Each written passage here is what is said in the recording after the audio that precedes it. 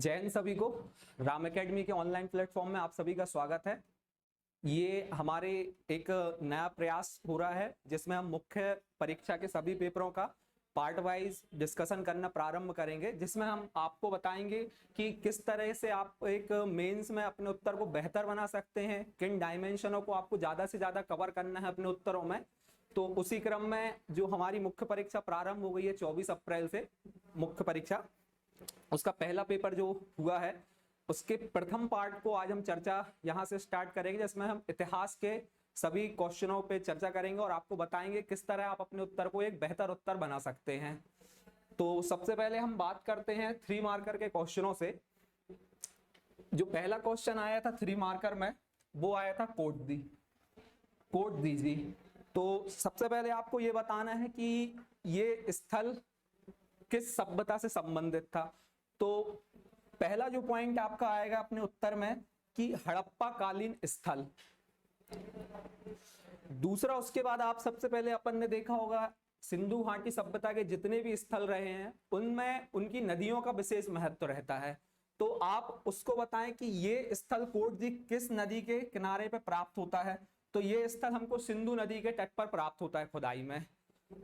तीसरा इसका पॉइंट निकल कर आता है कि इसकी खोज किस वर्ष हुई है। तो इसके उत्खनन का कार्य हुआ था वर्ष 1955-57 से प्रारंभ। ये आपने 3 डायमेंशन कवर कर ले। अब चौथा डायमेंशन इसका आता है कि वर्तमान स्थिति, इस सभ्यता की वर्तमान लोकेशन कहां पे है। तो वर्तमान में यह सभ्यता का स्थल सिंधु प्रांत में जो वर्तमान पाकिस्तान में स्थित है वहां पर पाया जाता है। और इसका जो एक मुख्य बिंदु है जो इस सभ्यता को के में महत्व स्थल लाता है स्थल को, कि यहाँ पे जो मिट्टी के बर्तन प्राप्त हुए हैं उसके आधार पर इसको एक उप संस्कृति की बोला गया है, उप संस्कृति कहा जाता है। तो ये हड़प्पा के जो स्थल है इसके अपन ने 4 से 5 डायमेंशन को यदि आप कवर करते हैं और उसके विशेष तथ्य को लिखते हैं तो आपका 3 मार्कर में मुझे लगता है कि एग्जामिनर भी सेटिस्फाई होगा पूरी तरीके से, और आपको 3 में से 3 नंबर नहीं तो 2.5 नंबर मिलने की पूरी संभावना होती है, क्योंकि आप देखते हैं हमने इसमें 3 और 4 चीजों को कवर करने का प्रयास किया गया है। अगला जो पॉइंट आता है हमारा,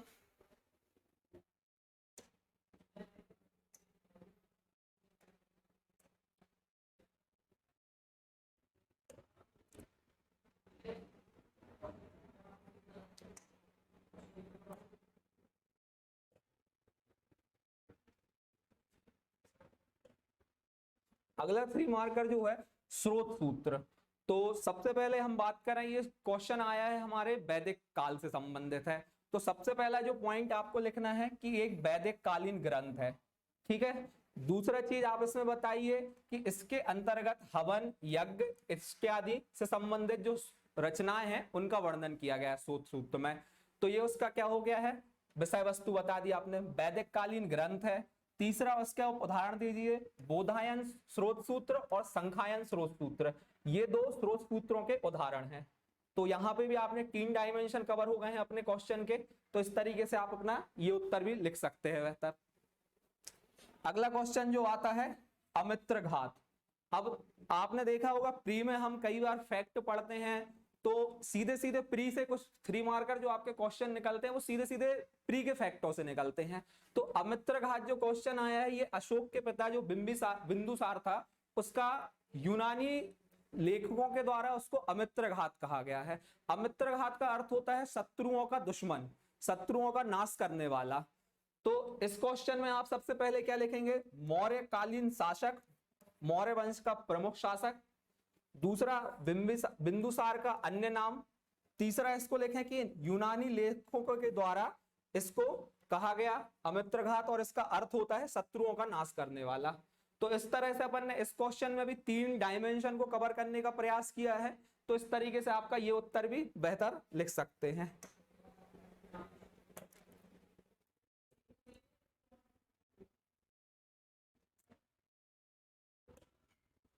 अगला 3 मार्कर जो आता है देवल। ये देवल जो सिंध का एक प्रमुख बंदरगाह था, हम प्राचीन काल में देखते हैं सिंध का प्रथम बंदरगाह था। इसका वर्णन हमको चचनामा में प्राप्त होता है। और इस बंदरगाह की हम देखें तो वर्तमान लोकेशन कहां पे है, पाक के कराची स्थल में है। एक अन्य इसका तथ्य जो हमको मिलता है कि मोहम्मद बिन कासिम ने जब भारत पर आक्रमण किया था तो सबसे पहले उसने सिंध के देवल बंदरगाह पे अपना अधिकार किया था, क्योंकि उस समय पे हम देखते थे पोर्टों का एक विशेष महत्व रहता था। यदि किसी देश की अर्थव्यवस्था को प्रभावित करना है, वहां की आयात निर्यात व्यवस्था को प्रभावित करना, तो आप वहां के बंदरगाह को कैप्चर कर लेते थे तो वो प्रभावित हो जाती थी वहां की व्यवस्थाएं। तो मोहम्मद बिन कासिम ने सबसे पहले कहां पे कब्जा किया था? देवल बंदरगाह पे। अगला क्वेश्चन जो आता है दीवाने इंसा। दीवाने इंसा, तो सबसे पहले आप इसमें कैसे लिखने का प्रयास करें? सल्तनत कालीन एक प्रमुख विभाग था, इसके प्रमुख को कहते थे दीवारे मुमालिक। सल्तनत कालीन प्रमुख विभाग था। दीवान इसका प्रमुख क्या कहलाता था? दीवारे मुमालिक। अब इसका आप बता दीजिए कार्य। कार्य क्या था इस विभाग का? ये पत्राचार का कार्य करता था। मतलब यदि राज्य के जो जितने भी पत्राचार से संबंधित कार्य रहते हैं वो ये विभाग देखता था। ठीक है, तो अपन मेरा जो मानना रहता है मुख्य परीक्षा में आपको 3 डायमेंशन कवर करने रहते हैं, और 3 डायमेंशन का तात्पर्य ये नहीं रहता है कि हम कुछ भी लिख दें। 3 डायमेंशन ये होना चाहिए कि हम टू द पॉइंट लिखें, क्वेश्चन की डिमांड को पूरा करें, साथ ही साथ हम एग्जामिनर को भी सेटिस्फाई कर पाए कि हमने जो उत्तर में लिखा है वो एक बेहतर उत्तर लिखने का प्रयास किया है।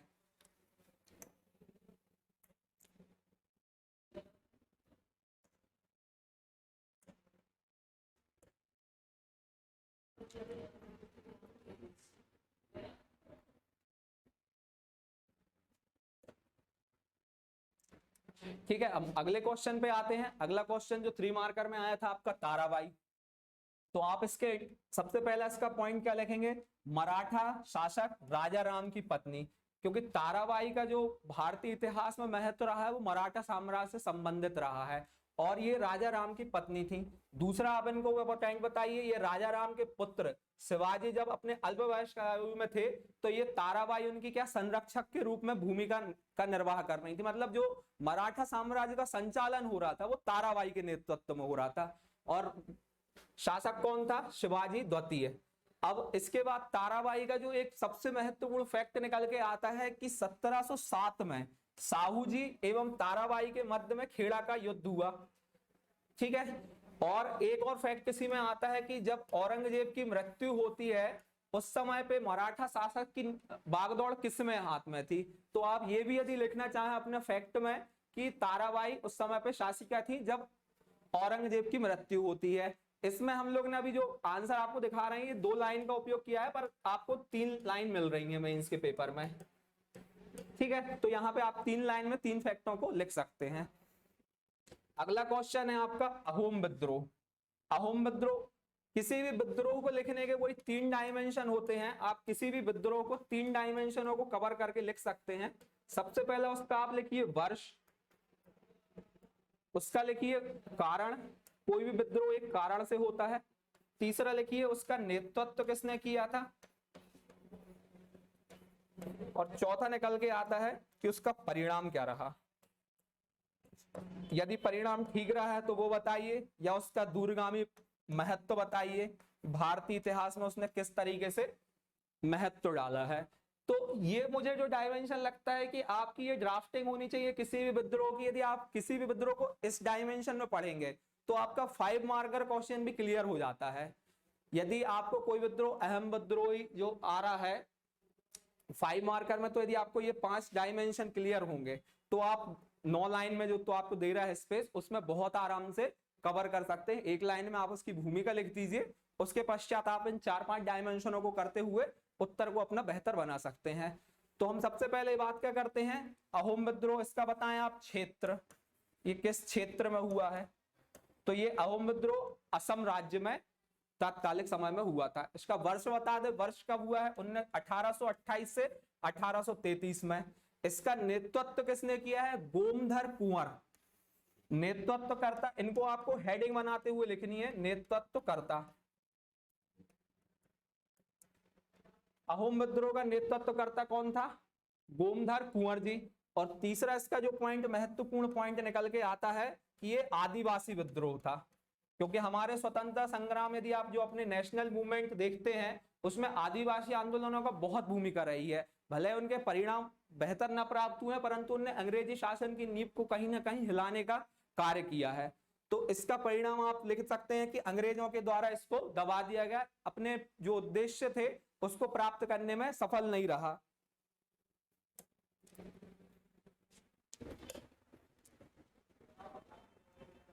इस बार जैसा कि हम देख रहे हैं पीएससी में जो क्वेश्चनों का पैटर्न देख रहे हैं, एक पेपर आपका सिंपल आ रहा है और दूसरे पेपर को वो थोड़ा सा बैलेंस अप्रोच रख रहा है। तो इतिहास का पेपर हमने देखा है कि एक क्वेश्चन को बस 5 मार्कर छोड़ दिया जाए तो पेपर का लेवल लगभग सामान्य स्तर का रहा है, सीधे सीधे क्वेश्चन आए हैं, ज्यादा वो नहीं है। सिर्फ थोड़ी सी जो मेरी लगभग सभी स्टूडेंटों से बात हुई है उनको थोड़ी सी जगह की थोड़ी सी दिक्कत जा रही है, क्योंकि पैटर्न चेंज हुआ है तो 9 लाइन में लिखने में थोड़ी सी दिक्कत जा रही है। बाकी इसके अलावा पेपर का लेवल आपका ठीक रहा है। अगला क्वेश्चन जो 3 मार्कर में आता है वो आपका आता है मोपला विद्रोह। तो वो ये आपका तरीका लिखने का, 3-4 डायमेंशन आपके क्लियर करना है। आप स्थान बता दें, केरल में हुआ है, वर्ष बता दें 1921, इसके नेतृत्व करता थे अली मुशलियार। अगला कारण, इसका मुख्य कारण क्या है, क्यों हुआ है यह विद्रोह? यह विद्रोह हुआ था जमींदारी व्यवस्था के खिलाफ, क्योंकि हम देखते हैं उस समय पे जब अंग्रेजों का शासन था तो जो जमींदार थे वो अपना अधिक से अधिक राजस्व को प्राप्त करना चाह रहे थे। वो लोगों को, किसानों को एवं जो जनजाति लोग थे उनकी भी जमीनों पे कब्जा कर रहे थे और राजस्व के माध्यम से उनका अधिक से अधिक शोषण हो रहा था। तो इसी शोषण के परिणाम स्वरूप भारत में अनेक विद्रोहों का जन्म हुआ। तो उसी में एक प्रमुख विद्रोह था मोपला विद्रोह। तो इस विद्रोह का कारण क्या था? जमींदारी व्यवस्था। अब इसका परिणाम क्या हुआ? ये विद्रोह भी अपने को प्राप्त नहीं कर सका उद्देश्यों को, एवं ब्रिटिश शासन के द्वारा इसका दमन कर दिया गया। ठीक है, तो आपको समझ में आ रहा है कि अपन को क्वेश्चन में किस तरह की अप्रोच रखनी है। आप कम स्थान का उपयोग करते हुए भी अपने पॉइंटों को बेहतर तरीके से डिलीवर कर सकते हैं। यहाँ पे थोड़ा सा कम स्थान का उपयोग करते हुए बता रहे थे, आप इनको 3 लाइन में लिखेंगे तो आपका उत्तर दिखेगा भी बहुत अच्छा और 3 डायमेंशन भी कवर करेंगे आप। ठीक है, अगले क्वेश्चन पे आते हैं हम, लाला हरदयाल। तो इनका सबसे पहले आप इंट्रो में वही लिखिए, एक लाइन में लिखिए कि भारतीय प्रमुख स्वतंत्रता संग्राम सेनानी एवं क्रांतिकारी नेता। एक लाइन में आप इनका इंट्रो दे दीजिए कि लाला हरदयाल कौन थे। तो भारतीय स्वतंत्रता संग्राम सेनानी एवं प्रमुख क्रांतिकारी नेता। अब लाला हरदयाल का भारतीय इतिहास में किस कारण से योगदान रहा है? क्या ऐसे लाला हरदयाल के जो कार्य रहे हैं जिनके कारण हम उनको भारतीय इतिहास में याद करते हैं? तो इनका सबसे पहला मुख्य कारण जो हम देखते हैं कि इनने गदर पार्टी की स्थापना की है। तो गदर पार्टी के आप लिखें, गदर पार्टी के संस्थापक सदस्य में शामिल, वर्ष 1913, सैन फ्रांसिस्को में इसका मुख्यालय रहा है। ये तीनों चीजें आपकी एक ही लाइन में आ जानी चाहिए। ठीक है, ये तीनों चीज आपने एक लाइन में लिख दिया। फिर उसके बाद एक अगला पॉइंट लिख दें कि जो गदर पार्टी थी उसके प्रथम जो मंत्री बने हैं वो लाला हरदयाल जी बने हैं। ठीक है, तो इस क्वेश्चन में हमने 3 डायमेंशन को कवर करने की कोशिश की है।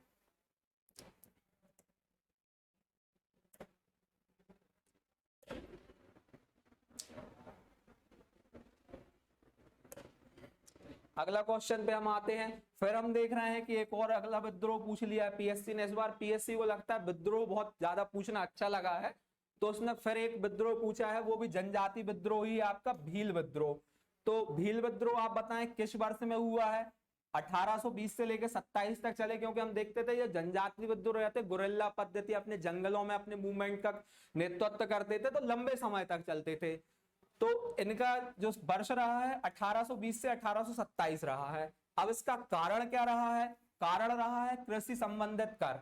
हमने जैसा कि बात किया, लगभग सभी आदिवासी विद्रोह हो या आपके कृषक विद्रोह हो, सबके जो लगभग कारण, परिणाम, उद्देश्य समान ही स्तर के रहते हैं। तो आप डायमेंशन कवर करने की कोशिश करिए, लगभग कारण जो रहते हैं सबके सेम रहते हैं। इस तरीके से आप हेडिंग बना बना के लिखते हैं तो वो ज्यादा इफेक्टिव लगता है आपका उत्तर। तो इसका भी क्षेत्र बता दें कि आप ये महाराष्ट्र में हुआ है। ठीक है, इसके फिर नेतृत्वकर्ता कौन रहे हैं? मोतीलाल तेजवाल जी। तो सबसे पहले आप क्या बताएंगे? क्षेत्र बताएं। क्षेत्र कहां रहा है? महाराष्ट्र में रहा है। उसके बाद विद्रोह का सन बताएं, 1820 से 1827 तक चला है। ठीक है, फिर इसका कारण बताएं कि किस कारण से ये विद्रोह हुआ। ये कृषि संबंधित करों को बढ़ाने के कारण इस भील विद्रोह ने जन्म लिया है। ठीक है, अब इस विद्रोह का परिणाम क्या निकल के आता है कि इस विद्रोह को अभी अंग्रेजों के द्वारा दमन कर दिया गया है। तो आप इसमें क्या लिख सकते हैं कि ब्रिटिश शासन के द्वारा दमन। शासन के द्वारा दमन कर दिया गया है। ठीक है, तो आपको आ रहा है समझ में? आज हमने अपने इंस्टीट्यूट के चैनल पे ये पहला वीडियो लाएंगे। हमारी कोशिश रहेगी हम आपको 6 पेपरों के सभी पार्ट के मेंस के बाद तक आपको पूरे इनके वीडियो प्रोवाइड करा दिए जाए, जिससे आप एक बेहतर अप्रोच बना सकें जो अगले बार मेंस के लिए अपेयर होंगे, कि आपको किस तरीके से क्वेश्चनों को हैंडल करने की अप्रोच होनी चाहिए। ठीक है, अब अगला क्वेश्चन जो आता है 11 स्पोर। ठीक है, तो 11 स्पोर क्या था? सबसे पहले आप वही बताएं, स्थल का महत्व बताएं। अब यदि कोई स्थल आ रहा है, आप लोगों को पेपर में ये थोड़ी सी समझ होना चाहिए कि कोई पेपर ज्योग्राफी में आ रहा है तो उसकी अप्रोच अलग रहेगी, हिस्ट्री में आ रहा है तो अलग रहेगी, और यदि कोई क्वेश्चन संविधान के परिप्रेक्ष्य में और इतिहास के परिप्रेक्ष्य में, तो दोनों के आंसर लिखने का हमारा तरीका अलग अलग हो जाता है।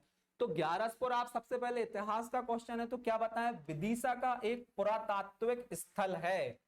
क्या है? विदिशा में प्राप्त हुआ एक पुरातात्विक स्थल है। यहाँ पे अनेक हिंदू एवं जैन बौद्ध स्थलों की प्राप्ति हुई है। ठीक है, आपके 2 फैक्ट हो गए। तीसरा फैक्ट जो इसको महत्वपूर्ण बनाता है, यहाँ माला देवी का प्रसिद्ध हिंदू मंदिर है। विदिशा में प्राप्त एक महत्वपूर्ण पुरातात्विक स्थल बताइए आप। दूसरा बताइए कि यहाँ पर हिंदू जैन एवं बौद्ध अनेक स्थल प्राप्त हुए हैं, माला देवी का मंदिर प्राप्त हुआ है, और फिर 5वां इसका वर्तमान में बता दीजिए। वर्तमान जिले में एक तहसील है विदिशा जिले की। ठीक है,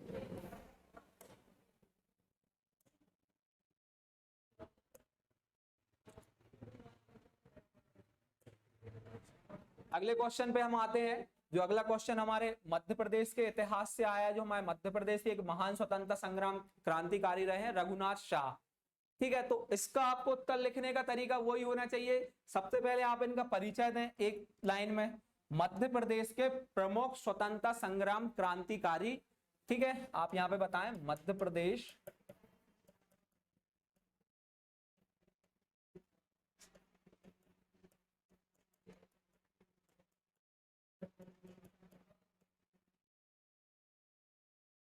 मध्य प्रदेश के प्रमुख स्वतंत्रता संग्राम क्रांतिकारी। दूसरा चीज क्या है इनका महत्वपूर्ण पॉइंट क्या है? इनने 1857 की क्रांति में मध्य प्रदेश के गढ़मंडला क्षेत्र से क्रांति का नेतृत्व किया है। कहां से नेतृत्व किया है? गढ़मंडला क्षेत्र से 1857 की क्रांति में मध्य प्रदेश में नेतृत्व किया है।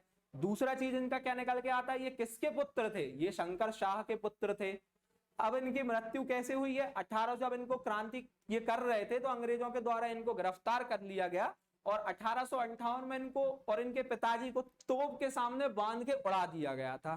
ठीक है, तो हमने इनके 3 पॉइंट कवर करने की कोशिश की। अब यदि इस क्वेश्चन को आप वर्तमान से लिंक करना चाहें तो हम देखते हैं कि जबलपुर में हाल ही में हमारे जो माननीय गृह मंत्री जी थे अमित शाह, वो आए थे, तो उन्होंने इनकी और इनके पिताजी की मूर्ति स्थापित की है। ठीक है, रघुनाथ शाह और शंकर शाह की। तो इस क्वेश्चन को आप करेंट से लिंक करके भी लिख सकते हैं कि इसको हमने जबलपुर में इनकी मूर्ति हाल ही में स्थापित हुई है। तो कहीं ना कहीं ये इस तरीके से आप अपने उत्तरों को, इतिहास के भी उत्तरों को करेंट से लिंक करके लिख सकते हैं, तो जो आपको कहीं आधा से 1 नंबर का फायदा जरूर दिलाएंगे क्वेश्चनों में। अगला हमारा क्वेश्चन आता है मल्हार राव होलकर। मल्हार राव होलकर के बारे में आप वही 3 क्वेश्चन देखिए, सिंपल आए हैं। तो आपका प्रयास यही रहना चाहिए मुख्य परीक्षा में, जो मुझे लगता है कि आप कितने अच्छे फैक्टों को और कितने बेहतर तरीके से लिख पा रहे हैं, क्योंकि स्थान फिक्स है आपके पास, पता सभी को होगा इस क्वेश्चन के बारे में, लिखेंगे भी सभी, पर जो जितने 3 बेहतर फैक्ट और बेहतर तरीके से लिखेगा मार्क्स वो गेन करेगा। तो मल्हार राव होलकर के बारे में आप बताइए। होलकर वंश के संस्थापक रहे हैं। ठीक है ना, पानीपत के तृतीय युद्ध में इनकी महत्वपूर्ण भूमिका रही है। तो बताइए कि पानीपत का तृतीय युद्ध इनने लड़ा है। फिर इसके बाद इनकी जो मृत्यु हो गई है, मृत्यु बताइए आप 1765 में हुई है। साथ ही साथ इनके पुत्र का क्या नाम था? खंडेर राव इनके पुत्र का नाम था, और इनकी बहू कौन थी? अहिल्याबाई।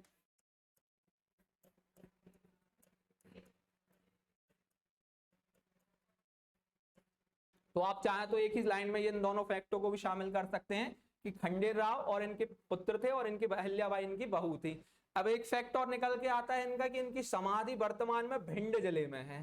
ठीक है, इनकी समाधि कहां पे है? भिंड जिले में है। तो आप देख रहे हैं हमने क्वेश्चन में ज्यादा से ज्यादा उनके योगदान, उनके जो जीवन से संबंधित फैक्ट रहे हैं उनको कवर करने का प्रयास किया है मल्हारराव होलकर के संबंध में, कि होलकर वंश के संस्थापक रहे हैं, पानीपत के तृतीय युद्ध में महत्वपूर्ण भूमिका रही है, मराठा सैनिकों की ओर से लड़े थे, इनके पुत्र एवं पुत्रवधू अहिल्याबाई होलकर एवं खंडेराव थे, इनकी मृत्यु हुई है 1765 ईस्वी में और इनकी समाधि है भिंड जिले में।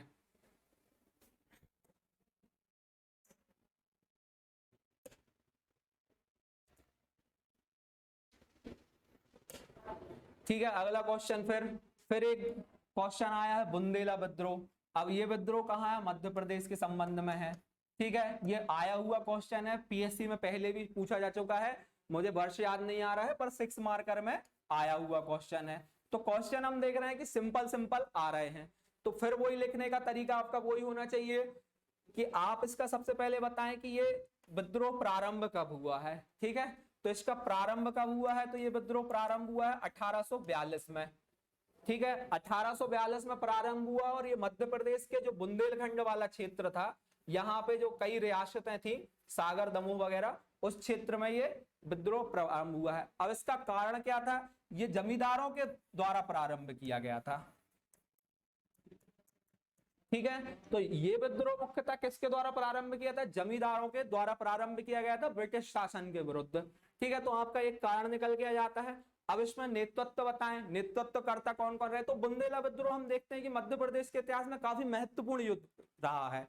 ठीक है, तो इसका क्षेत्र भी काफी विशाल था और इसका नेतृत्व अलग अलग शहरों में अलग अलग क्रांतिकारी नेताओं के द्वारा, जमींदारों के द्वारा किया गया था। तो इसमें हम सब क्रांतिकारी नेताओं के नाम तो नहीं लिख सकते हैं, पर हाँ ये खास खास जो क्रांतिकारी नेता रहे हैं उनका नाम जरूर शामिल करें कि मधुकर शाह, जवाहर सिंह के द्वारा इसका नेतृत्व किया गया।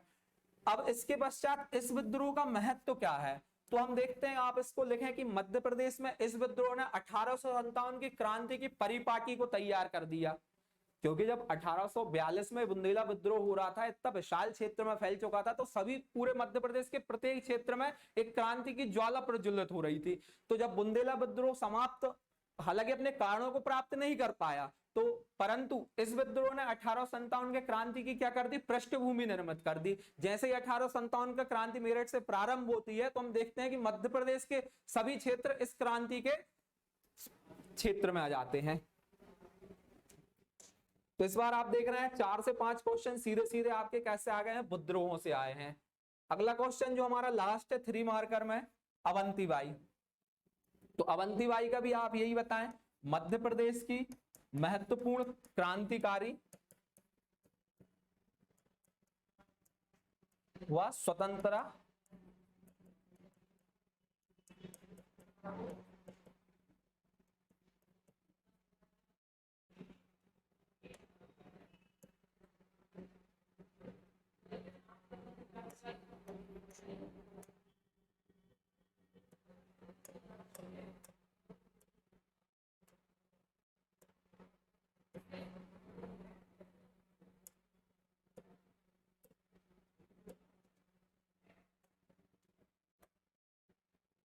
क्या बताया मैंने आपको कहने को?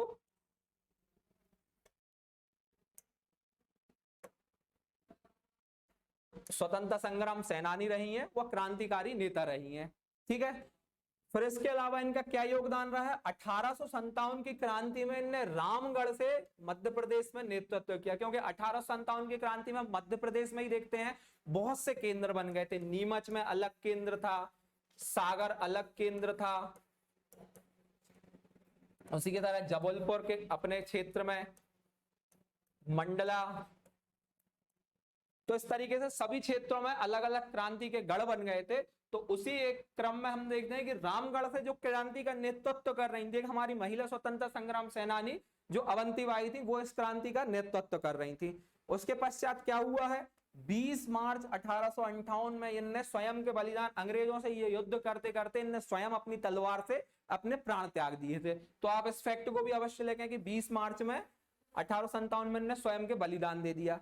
इसके पश्चात जो इनको महत्वपूर्ण बनाता है कि इनको अपने क्षेत्र की लक्ष्मीबाई कहा जाता है, क्योंकि इनकी जो वीरता थी, वीर गति देखी जाती है कि इनने लक्ष्मीबाई के समान ही अंग्रेजों से युद्ध किया, तो इस कारण से इनको अपने क्षेत्र की लक्ष्मीबाई भी कहा जाता है। ठीक है, तो हमने देखा कि इस तरह से जो 15 3 मार्कर आए थे आपके क्वेश्चन, तो हमने सभी की चर्चा कर ली है। मैंने आपको बेहतर तरीके से बताया, प्रयास किया कि मेंस में अप्रोच क्या रहती है। जब हम लोग टेस्ट सीरीज में बैठते थे डिस्कशन के लिए टेस्ट सीरीज के बाद, तब हम लोग स्टूडेंट से हम लोग का यही कहना रहता था कि 3 मार्कर क्वेश्चन में आपको ज्यादा परेशान नहीं होना है। 3 मार्कर में आपको टू द पॉइंट लिख के आना है। ऐसा नहीं है कि भूमिका बनाना है, कुछ भी बनाना। आपके पॉइंट जितने बेहतर रहेंगे, आप जितने अच्छे तरीके से रिप्रेजेंट कर पाओगे चीजों को। करंट से कोई क्वेश्चन लिंक हो पा रहा है तो आप उसको लिंक करने का कोशिश करिए, तो आपके उत्तर को कहीं ना कहीं वो एक इफेक्टिव बनाते हैं। और आपको जो स्कोरिंग रहता है वो मेनली आपका 3 मार्कर में रहता है, क्योंकि आपके 45 नंबर रहते हैं 3 मार्कर में। ठीक है, तो इनको यदि इस तरीके के, जैसे आप देख रहे हैं कि सिंपल क्वेश्चन आ रहे हैं, एक क्वेश्चन को छोड़ दिया जाए, एक दो क्वेश्चन को, जैसे कि हमने देखा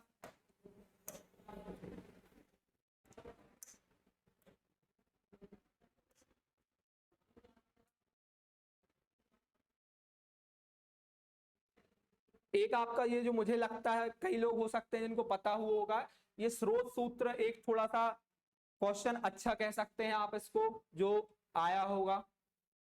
बाकी के आप देखिए कि पूरे क्वेश्चन ऐसे रहे हैं जिनको कहीं ना कहीं हम प्री मेंस के टाइम पे कई बार पढ़ते हैं। ये बहुत बेसिक क्वेश्चनों में आ जाते हैं, तो इन क्वेश्चनों को छोड़ना आपको भी उचित नहीं रहेगा, और इनको बेहतर तरीके से आप कितने अच्छे से लिख पा रहे हैं, आपके उत्तर को उतना प्रभावशाली बनाएगा।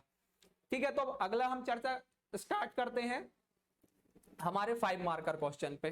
तो जब पूरे पेपर में एक बस जो क्वेश्चन, मुझे कई स्टूडेंट से बात हुई, हमारे यहाँ टेस्ट सीरीज के बच्चे थे, एक दो ने तो इसको क्वेश्चन को भी उनसे पढ़ के गए तो उन्होंने कर लिया है, परंतु जो एक मुझे लगता है कि क्वेश्चन का थोड़ा सा लेवल ठीक था, वो यही क्वेश्चन का था कि बालाथल संस्कृति क्या होती है। तो इस क्वेश्चन में भी आपको कुछ नहीं था। यदि आपको पता होता तो आपको टू द पॉइंट लिखना है, क्वेश्चन को कैसे स्टार्ट करना है। 5 मार्कर क्वेश्चन में अब बहुत ज्यादा भूमिका वगैरह की संभावना बची नहीं है। आपके पास 9 लाइन का स्पेस है, 9 लाइन में आपको भूमिका भी लिखने का यदि आप लिख सकते हैं तो प्रयास, पर भूमिका के लिए आपको स्पेस कितना, 1 से 2 लाइन का बचा है। ठीक है, फिर आपको टू द पॉइंट जो क्वेश्चन में पूछा है उसके पॉइंट लिखें, बस। निष्कर्ष की तो अब क्वेश्चन में गुंजाइश बची नहीं है। तो यदि हम इस क्वेश्चन की बात करें तो इस क्वेश्चन के 2 भाग थे कि बालाथल संस्कृति क्या है और दूसरा इस संस्कृति की विशेषता क्या है। तो आपके क्वेश्चन यदि आप भूमिका बनाना चाहें तो भूमिका वही बता दें कि जो बालाथल संस्कृति है उसी को परिभाषित कर दे 2 से 3 लाइन में, कि एक ताम्र पाषाण कालीन संस्कृति थी जो हमको राजस्थान के उदयपुर जिले से प्राप्त होती है। क्या थी बालाथल संस्कृति, क्या थी, ताम्र पाषाण कालीन संस्कृति थी। ठीक है, तो आपको क्या बताना है, बालाथल संस्कृति हमारी ताम्र पाषाण कालीन संस्कृति थी जो राजस्थान की एक प्रमुख सभ्यता उदयपुर की सभ्यता से हमको प्राप्त हुई है इसके निकट। फिर इसके अलावा जो पॉइंट आता है कि मैंने अभी आपको जब हड़प्पा सभ्यता के संबंध में चर्चा कर रहा था तो मैं वहां पे भी कह रहा था कि सभ्यताओं का महत्व उनकी नदियों से है। यदि आप सभ्यताओं के पास नदियां ना हो, ये ना हो, तो उनका का पूरा अर्थव्यवस्था, वहां का व्यापार, कृषि, सब चीज प्रभावित होती है। तो यदि आपको पता है कि कोई सभ्यता की बात हो रही है, संस्कृति की बात हो रही है, तो उसकी नदी बताएं आप। तो बेड़च नदी के किनारे पे, बेड़च नदी के किनारे पे ये संस्कृति प्राप्त होती है।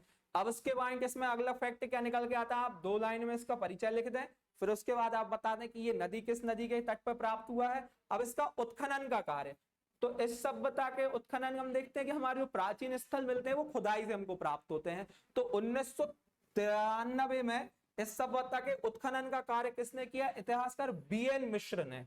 बीएन मिश्र और उनकी काफी टीम में 4-5 लोग थे, परंतु उस टीम का नेतृत्व किसके द्वारा किया जा रहा था, वीएन मिश्र के द्वारा। तो वीएन मिश्र ने उदयपुर के निकट ये खुदाई का कार्य उनके नेतृत्व में हुआ, तो हमको बालाथल संस्कृति की प्राप्ति हुई है।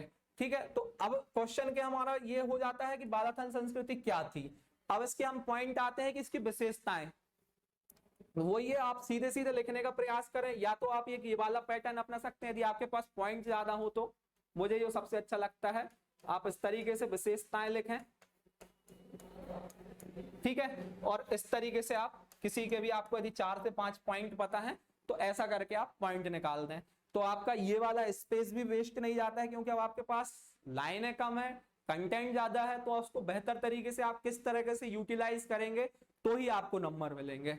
तो उसके बाद आप क्या बताना है, एक राजस्थान की एक अन्य संस्कृति थी आहड़ संस्कृति, जिसको कहीं कहीं आहड़ संस्कृति भी बोला जाता है। तो इसको बालाथल जो संस्कृति थी उसको आहड़ संस्कृति का निकटतम संस्कृति माना जाता है या उसी का विस्तार माना जाता है। कई कई इतिहासकारों का मानना है कि ये आहड़ संस्कृति जो थी उसी का विस्तार है बालाथल संस्कृति। तीसरा क्या है इसका पॉइंट, दूसरा क्या है कि यहाँ पे एक हमको 11 कमरों की इमारत प्राप्त होती है। तो इसकी एक अपने आप में विशेषता है कि उस समय पे हमको एक 11 कमरों की इमारत प्राप्त होती है जिसमें 11 कमरे पाए गए थे। तीसरा पॉइंट हमको क्या आता है, यहाँ पे पत्थर के औजार हमको प्राप्त होते हैं।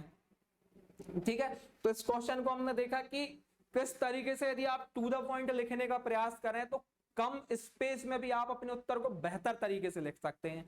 यहां वहां की बातें बिल्कुल ना लिखें, क्योंकि यहाँ जो एग्जामिनर रहते हैं वो बहुत हाईली क्वालिफाइड रहते हैं। उनको आप यहाँ वहां की बातें लिखोगे, अपन को लगता है कि हमने पेपर अटेम्प्ट करके आ रहे हैं या पूरा पेज भर के आ रहे हैं, पर आप कुछ भी लिख के आओगे तो मार्क्स नहीं मिलते हैं मेंस में। कोशिश आपकी यही रहनी चाहिए कि जो क्वेश्चन में पूछा है, क्वेश्चन के यदि 2 भाग हैं तो दोनों भागों को लिखने का कोशिश करें। ऐसा नहीं कि हमने पूरा क्वेश्चन सिर्फ बालाथल संस्कृति के बारे में बता रहे हैं, उसकी विशेषताएं सिर्फ लास्ट में 1 पॉइंट लिख दिया, तो हमारा उत्तर बैलेंस नहीं हो पाता। एक बेहतर उत्तर वही होता है जिसमें आप जो प्रश्न में पूछा जा रहा है उसी के साथ आपने अपने उत्तर को बैलेंस किस तरीके से किया है, तो आपका एक बेहतर उत्तर हमको प्राप्त हो जाता है। ठीक है, अगले क्वेश्चन पे हम आते हैं। ये एक अच्छा क्वेश्चन आया था, क्वेश्चन वैसे सिंपल था। क्वेश्चन में ये पूछा गया था प्राचीन भारतीय वैज्ञानिक साहित्य पर निबंध लिखिए।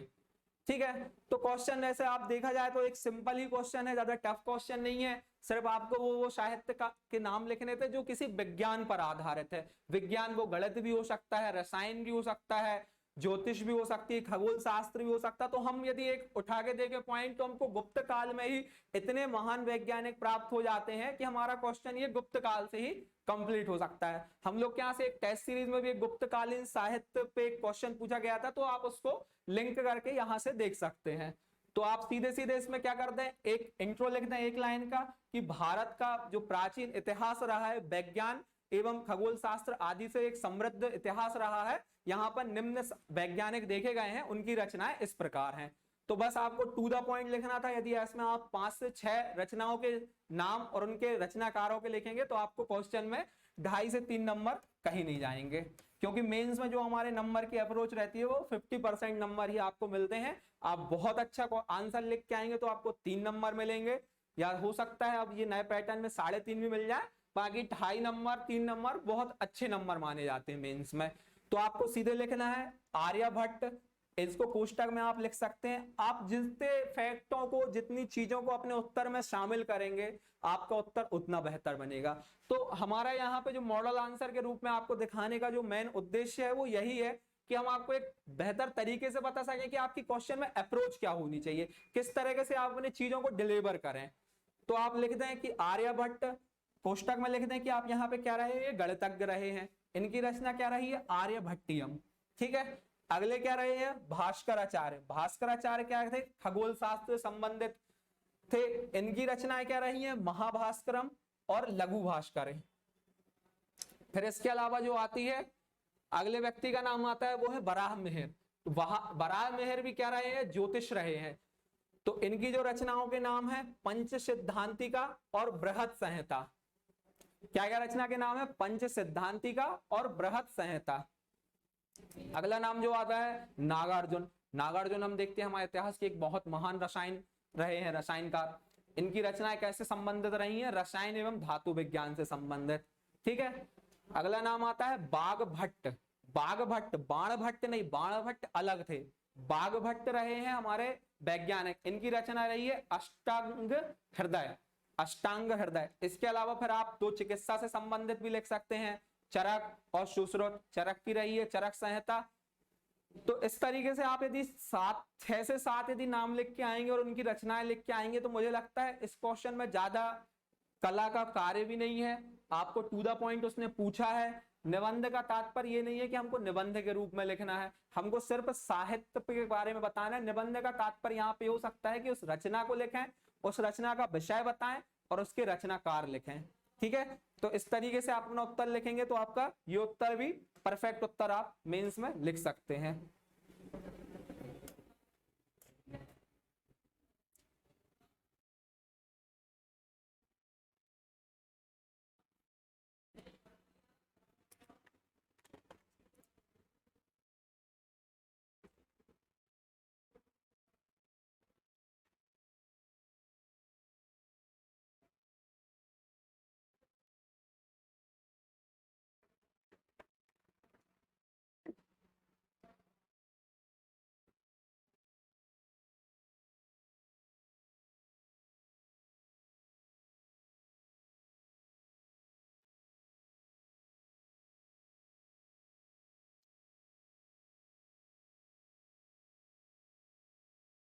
ठीक है, तो अगले प्रश्न पे हम आते हैं।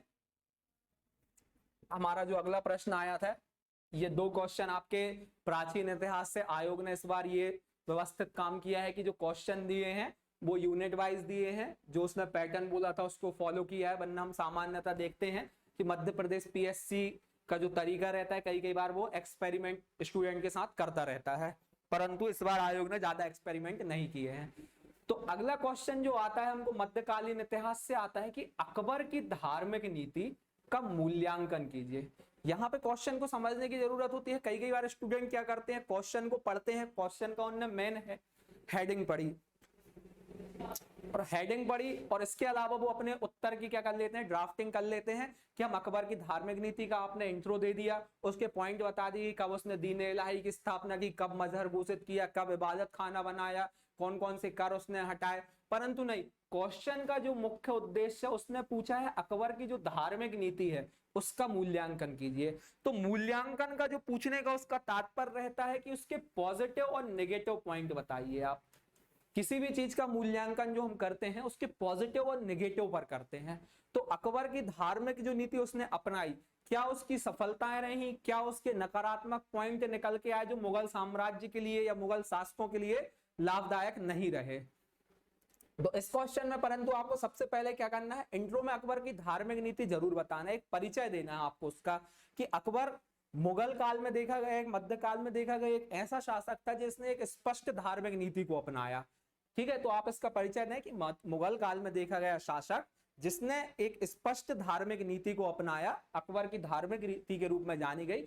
इसके तहत उसने जो कुछ कार्य किए हैं आप उनको 1 से 2 लाइन में बता सकते हैं। तो यहाँ पे आपका क्वेश्चन की क्या हो जाती है, जो पीएससी की अप्रोच रहती है कि उसको फैक्ट भी चाहिए, कॉन्सेप्ट भी चाहिए है। तो आपको दोनों चीजों का बैलेंस करना पड़ेगा कि जिस क्वेश्चन में फैक्ट की डिमांड है आप फैक्ट डालें और जिस क्वेश्चन में कॉन्सेप्ट की डिमांड है उसमें आप कॉन्सेप्ट को शामिल करें। तो यहाँ पे आप लिख दें कि उसने 1575 में इबादत खाना बनवाया। ठीक है, ये उसने धर्म के लिए ही प्रारंभ किया था। तीर्थ यात्रा कर समाप्त किए, जजिया कर समाप्त किए और सबसे महत्वपूर्ण उसने 1582 में दीन इलाही की घोषणा की। ठीक है, ये अकबर की धार्मिक नीति का आपने बेसिकली इंट्रो दे दिया। अब इसमें जो मूल्यांकन के पॉइंट आते हैं तो इनको आप मूल्यांकन कैसे करें, या तो इसको आप जैसा मैंने लिखा इस टाइप का लिख सकते हैं, वरना एक इसका तरीका जो मुझे लगता है कि ऐसा आप उत्तल दर्पण बनाएं और मूल्यांकन लिख दें। ठीक है, मूल्यांकन लिख दें, फिर यहां पे बना दें आप नेगेटिव पॉइंट या नकारात्मक प्रभाव क्या रहे उसके, और एक साइड आप उसको लिख दें पॉजिटिव पॉइंट। ठीक है, तो फिर इसके पहले आप क्या बताएं, पॉजिटिव पॉइंट में क्या बताएं, इसको अकबर की धार्मिक नीति से क्या रहा है, उसको राजपूतों का समर्थन प्राप्त हो गया। जब अकबर ने अपनी धार्मिक नीति को सहिष्णु बनाया, उसने राजपूतों को विभिन्न प्रकार की छूट दी, करों में छूट दी, जजिया कर समाप्त किया, तीर्थ यात्रा कर समाप्त किए। तो हम देखते हैं कि यदि हमारे धर्म के प्रति कोई सहिष्णु रहता है तो उनका व्यक्तियों का झुकाव उसके प्रति बढ़ जाता है। तो क्या हुआ, अकबर को अपने साम्राज्य विस्तार के लिए अकबर ने जब भारत में शासन प्रारंभ किया, उसने देखा कि यहाँ के राजपूत जो शासक थे वो एक कुशल योद्धा, महान लड़ाकू थे, तो उनसे वो विद्रोह करके या युद्ध करके अपने साम्राज्य में ज्यादा विस्तार नहीं कर सकता। तो इसलिए उसने क्या है, राजपूतों का समर्थन प्राप्त करने के लिए, तो आपको मेंस में क्या लिखना रहता है, टू द पॉइंट लिखना रहता है। आपको चीजों को एक्सप्लेन नहीं करना है, आपको बताना है कि अकबर की धार्मिक नीति के जो परिणाम रहे हैं उसमें उसको राजपूतों का समर्थन प्राप्त हो गया। ठीक है, अगला पॉइंट क्या रहा है, इसके माध्यम से उसने क्या किया, अपना साम्राज्य में सद्भावना और समन्वय स्थापित किया। हम देखते हैं यदि किसी धर्म में यदि धार्मिक तनाव नहीं रहता है, भला वो वर्तमान परिदृश्य में देखें या आप प्राचीन काल में देखें, यदि वहां पे धार्मिक तनाव नहीं रहता तो राज्य में समृद्धि बेहतर रहती है, एक सद्भावना रहती है। ठीक है, लोगों के मध्य समन्वय रहता है, सब अपने अपने कार्यों को बेहतर तरीके से करने का प्रयास करते हैं। तो राज्य में क्या रहती है, सद्भावना रहती है और समन्वय रहेगा, तो साम्राज्य का विस्तार होगा, साम्राज्य की उन्नति होगी। तो आप क्या लिखते हैं, धार्मिक नीति के माध्यम से अकबर का क्या रहा, साम्राज्य में सद्भावना एवं समन्वय स्थापित हो गया। संस्कृति की समन्वय स्थापित हुआ। ठीक है ना, संस्कृति यदि आपकी धार्मिक रूप से रहेगी बेहतर, तो संस्कृति में समन्वय सही से होगा। उसी के माध्यम से क्या किया अकबर ने, सामाजिक सुधारों को प्रेरित किया। सामाजिक प्राधारों से प्रेरित किया मतलब जो उस समय में, तात्कालिक समय में जो बुराइयां थी, हिंदू धर्म में हो या मुस्लिम धर्म में हो, उसको अकबर ने समाप्त करने का प्रयास किया। तो जो उसकी धार्मिक नीति थी उसी के माध्यम से उन चीजों को सफल बना पाया। ठीक है, तो यहाँ पे आपके क्या होने चाहिए, 3 पॉइंट से या 4 पॉइंट आपको टू द पॉइंट लिखना है। तो आपको क्या लिखना है, उसके पॉजिटिव पॉइंट बताना मूल्यांकन में। अब इसका नकारात्मक पॉइंट क्या रहा, नकारात्मक पॉइंट हो सकता है अकबर के नजरिए से, मुसलमान धर्म के नजरिए से, उलेमा वर्ग के नजरिए से कुछ ना कुछ नकारात्मक रहे होंगे। तो क्या रहा उसमें, सबसे पहला पॉइंट क्या रहा, धार्मिक असहिष्णुता के उदाहरण भी देखे गए। तो अब लोगों ने माना तो कि अकबर ने धार्मिक सहिष्णुता की नीति अपनाई है, परंतु ये उसकी नीति की कहीं ना कहीं कमी भी थी कि अकबर ने कहीं कहीं असहिष्णुता भी दिखाई है। उसने कई युद्धों में जिहाद के नारे दिए, अल्लाहू अकबर जिहाद के नारे दिए। तो ये अकबर की नीति को कहीं ना कहीं ये कमजोर करती है। ठीक है, कि उसने युद्धों को विजय करने के लिए अपनी जो मुस्लिम सेना थी उसको मोटिवेट करने के लिए हम देखते हैं कि वो नारे देते हैं। तो उसने, अकबर ने क्या किया, जिहाद का नारा दिया। तो उसकी धार्मिक पे कहीं ना कहीं एक बट्टा लगाता है। दूसरा पॉइंट क्या रहता है, उसकी धार्मिक नीति का प्रभाव देखा गया कि उसका जो मुस्लिम वर्ग था, मुस्लिम वर्ग में असंतोष व्याप्त हो गया कि कैसे हमारा शासक हिंदुओं के प्रति इतना उदार हो सकता है। ठीक है, तो मुस्लिम वर्ग में असंतोष व्याप्त हो गया। अब आगे चल के क्या हुआ, तो हम देखते हैं इसके दूरगामी परिणाम क्या हुए। जब अकबर ने धार्मिक रूप से सहिष्णुता की नीति अपनाई, हिंदुओं के साथ ये सब व्यवहार किया, तो जो दूसरा वर्ग था मुसलमान वर्ग, वो असंतुष्ट होने लगा। तो फिर जब यदि कोई वर्ग असंतुष्ट होता है तो उसको तुष्टिकरण करने के लिए कुछ नीतियां अपनाई जाती हैं, जिनको हम तुष्टिकरण की नीतियां बोलते हैं। तो औरंगजेब हुआ, तो उसने क्या किया, कट्टरता की नीति अपनाई। कट्टरता की नीति अपनाने का कारण एक महत्वपूर्ण यही था कि हम अपने दूसरे वर्ग को खुश कर सकें। जैसे कि हम फिरोज शाह के समय में भी देखते हैं कि फिरोज शाह ने भी अपने वर्ग, दूसरे वर्ग को संतुष्ट करने के लिए हिंदुओं के ऊपर अत्याचार करना प्रारंभ कर दिया, एक से एक बुरे कर लगाए।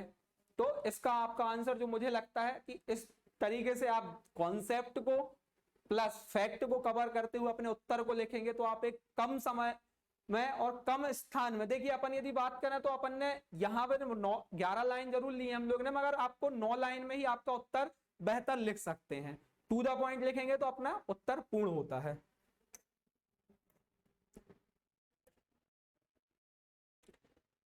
अगला क्वेश्चन आता है हमारा, अगला क्वेश्चन पर क्या आता है कि भारत में पारंपरिक कुटीर उद्योग के पतन के कारण। ठीक है ना, तो उसने सीधे सीधे हमसे पूछा है, तो हमको कारण बताने हैं। परंतु एक थोड़ा सा इंट्रो में आप बता दें कि इसकी पृष्ठभूमि क्या थी। तो आप लिख सकते हैं इसमें कि भारत में ब्रिटिश शासन की स्थापना के साथ ही भारत के आर्थिक दोहन को प्रारंभ कर दिया गया था, जिसके विभिन्न आयाम थे। उनमें से एक प्रमुख आयाम कुटीर उद्योगों के पतन का था। ठीक है, 2 लाइन में आपका एक इंट्रो हो गया। देखिए अभी भी क्वेश्चन में यदि आप अपना इंट्रो लिख के आएंगे तो एक आपके उत्तर को बेहतर बनाएगा। 2 लाइन, इससे ज्यादा का इंट्रो नहीं लिखना है आपको। 2 लाइन में यदि आप इंट्रो लिख पा रहे हैं तो ठीक है। यदि आपको कहीं लग रहा है कि यार नहीं, मैं इस इंट्रो को मैं नहीं लिख पाऊंगा, इसमें भूमिका नहीं बना पाऊंगा, तो फिर मेरा सुझाव रहेगा कि आप सीधे कारण की हेडिंग बनाएं। कारण की हेडिंग बना के आप अपने टू द पॉइंट कारण लिख दें कि आप 4 लाइन में उसका इंट्रो बनाएं, ये भूमिका वो भूमिका इसको बताएं, तो उससे आपका उत्तर कहीं ना कहीं प्रभावित होगा। तो बेहतर यही है।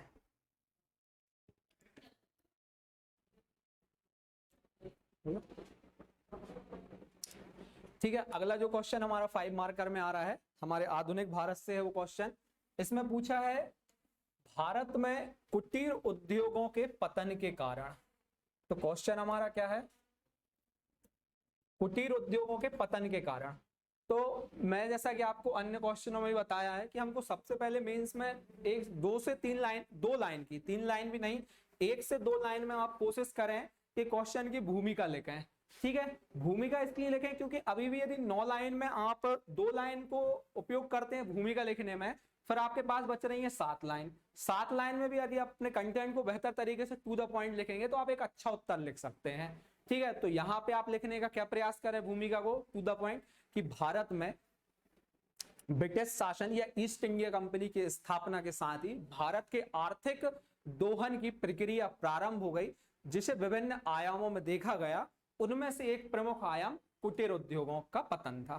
ठीक है, इसको आप 2 लाइन में लिख सकते हैं। फिर उसके बाद आप सीधे सीधे आ जाइए कि वो पतन के कारण क्या थे। तो आप फिर वही तरीका जो मैंने बताया कि आप ऐसा एक डायग्राम बना दें, कारण लिख दें। ठीक है, तो इसमें आपने स्पेस भी कम लिया, वो भी तरीका कर सकते हैं कि आप एक कारण ऐसा बना के और फिर कारण इसको ब्रैकेट में बंद करके लिख सकते हैं। ठीक है, तो कारण को अब फिर क्या लिखना है, आपको टू द पॉइंट लिखना है कि कुटीर उद्योगों के आपको बताना है क्या कारण, ब्रिटिश की ऐसी क्या नीति रही, क्या कदम रहे जिसने भारत में कुटीर उद्योगों को पतन कर दिया। तो सबसे पहला कारण हम यहाँ देखते हैं क्या था, अंग्रेजों द्वारा कच्चा माल प्राप्त करने में रुकावट। तो क्या हो रहा था, हम देख रहे थे कि जैसे ही भारत में ईस्ट इंडिया कंपनी की स्थापना हुई तो अंग्रेज जो ईस्ट इंडिया कंपनी थी वो भारतीय से कच्चे माल को खरीदती थी और विदेश में भेज रही थी। तो उसके परिणाम स्वरूप क्या हो रहा था, भारत के जो लघु एवं कुटीर उद्योग थे उनको जो कच्चा माल था या तो वो महंगा मिलने लगा था। अब महंगा मिलेगा तो उनके क्या हो रहा था, लाभ में कमी आने लगी। परिणाम स्वरूप क्या हुआ, धीरे धीरे जाके उद्योगों का पतन होने लगा।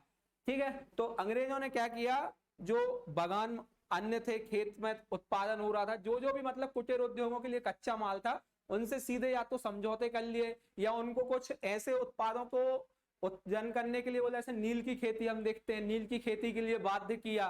तो उनने मतलब वो चीजों का उत्पादन करने के लिए प्रोत्साहित किया जो उनको इंग्लैंड के उद्योगों के लिए आवश्यक थी। ठीक है, क्योंकि हम इस समय देखते हैं कि इंग्लैंड में औद्योगिक क्रांति का भी दौर चल रहा था। तो औद्योगिक क्रांति के दौर में क्या हो रहा था, इंग्लैंड के जो उद्योग थे उनको कच्चे से माल की पूरे विश्व से आवश्यकता पड़ रही थी, क्योंकि वो पूरे विश्व में अपने प्रोडक्टों को बेच रहे थे, तो उनको अधिक से अधिक कच्चे माल की आवश्यकता थी।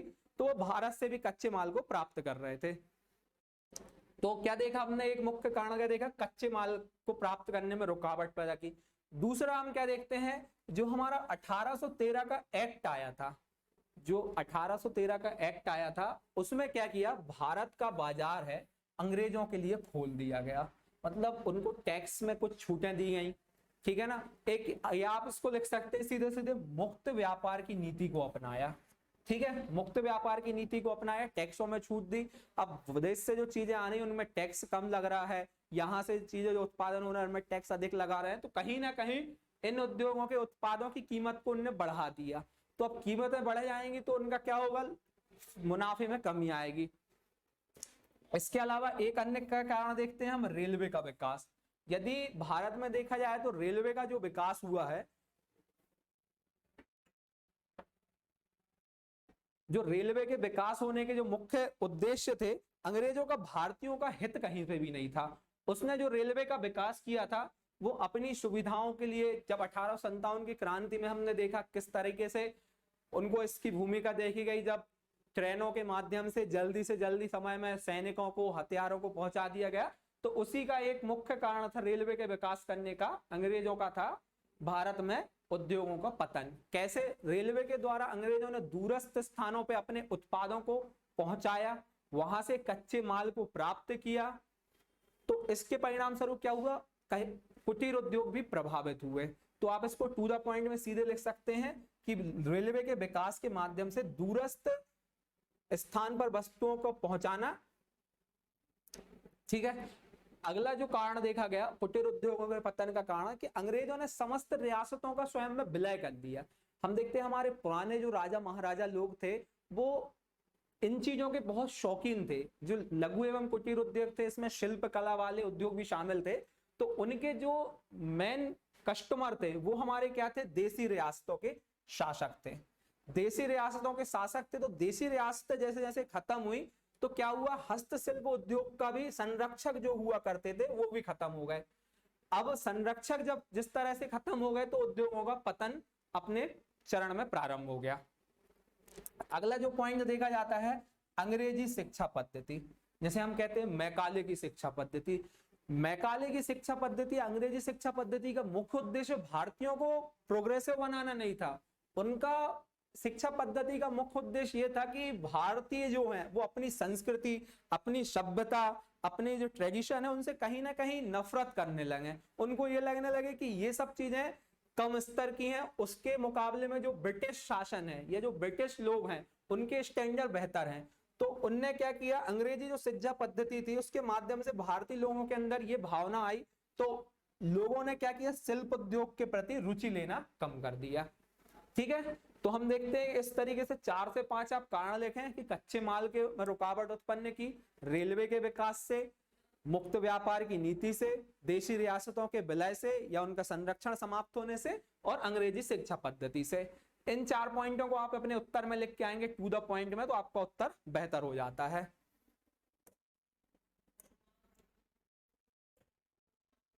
ठीक है,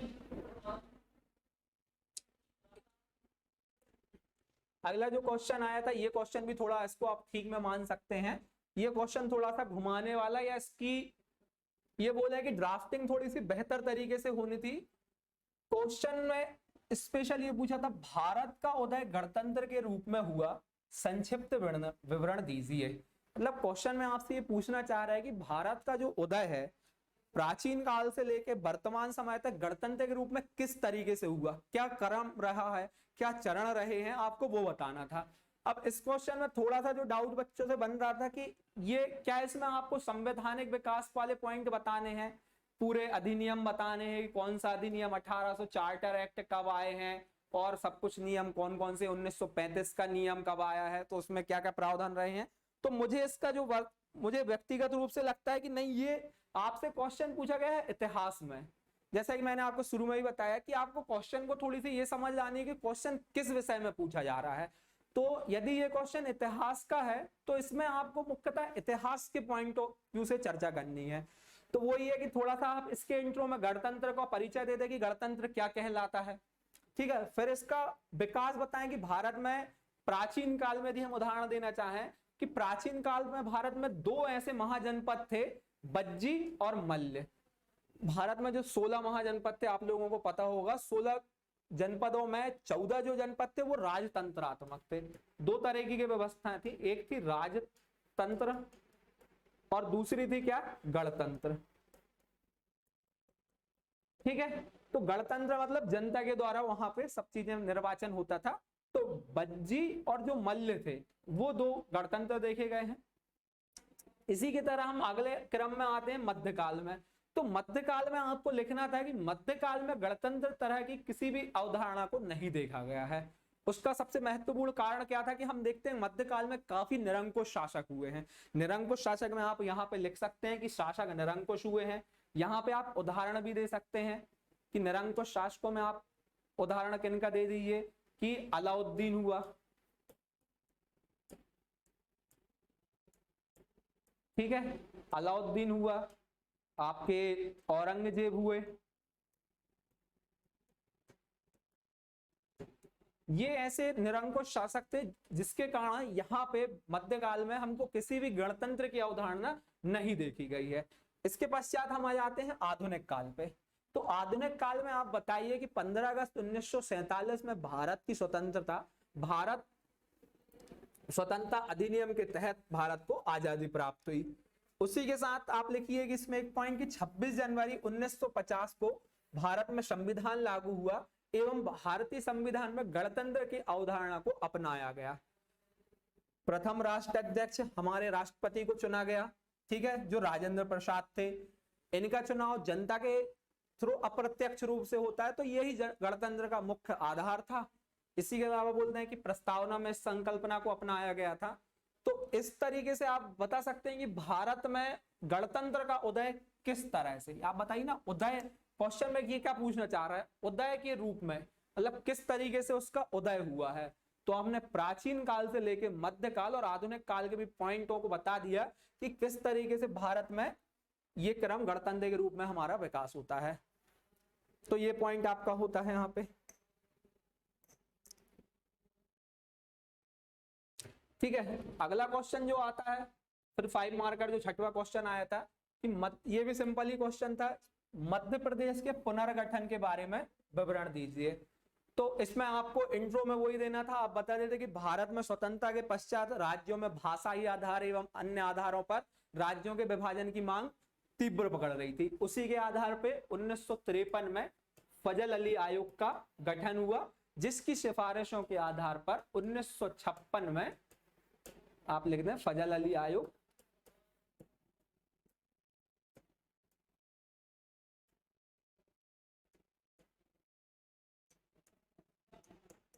ठीक है। फजल अली आयोग की सिफारिशों के आधार पर क्या हुआ, 1956 में मध्य प्रदेश का गठन हुआ।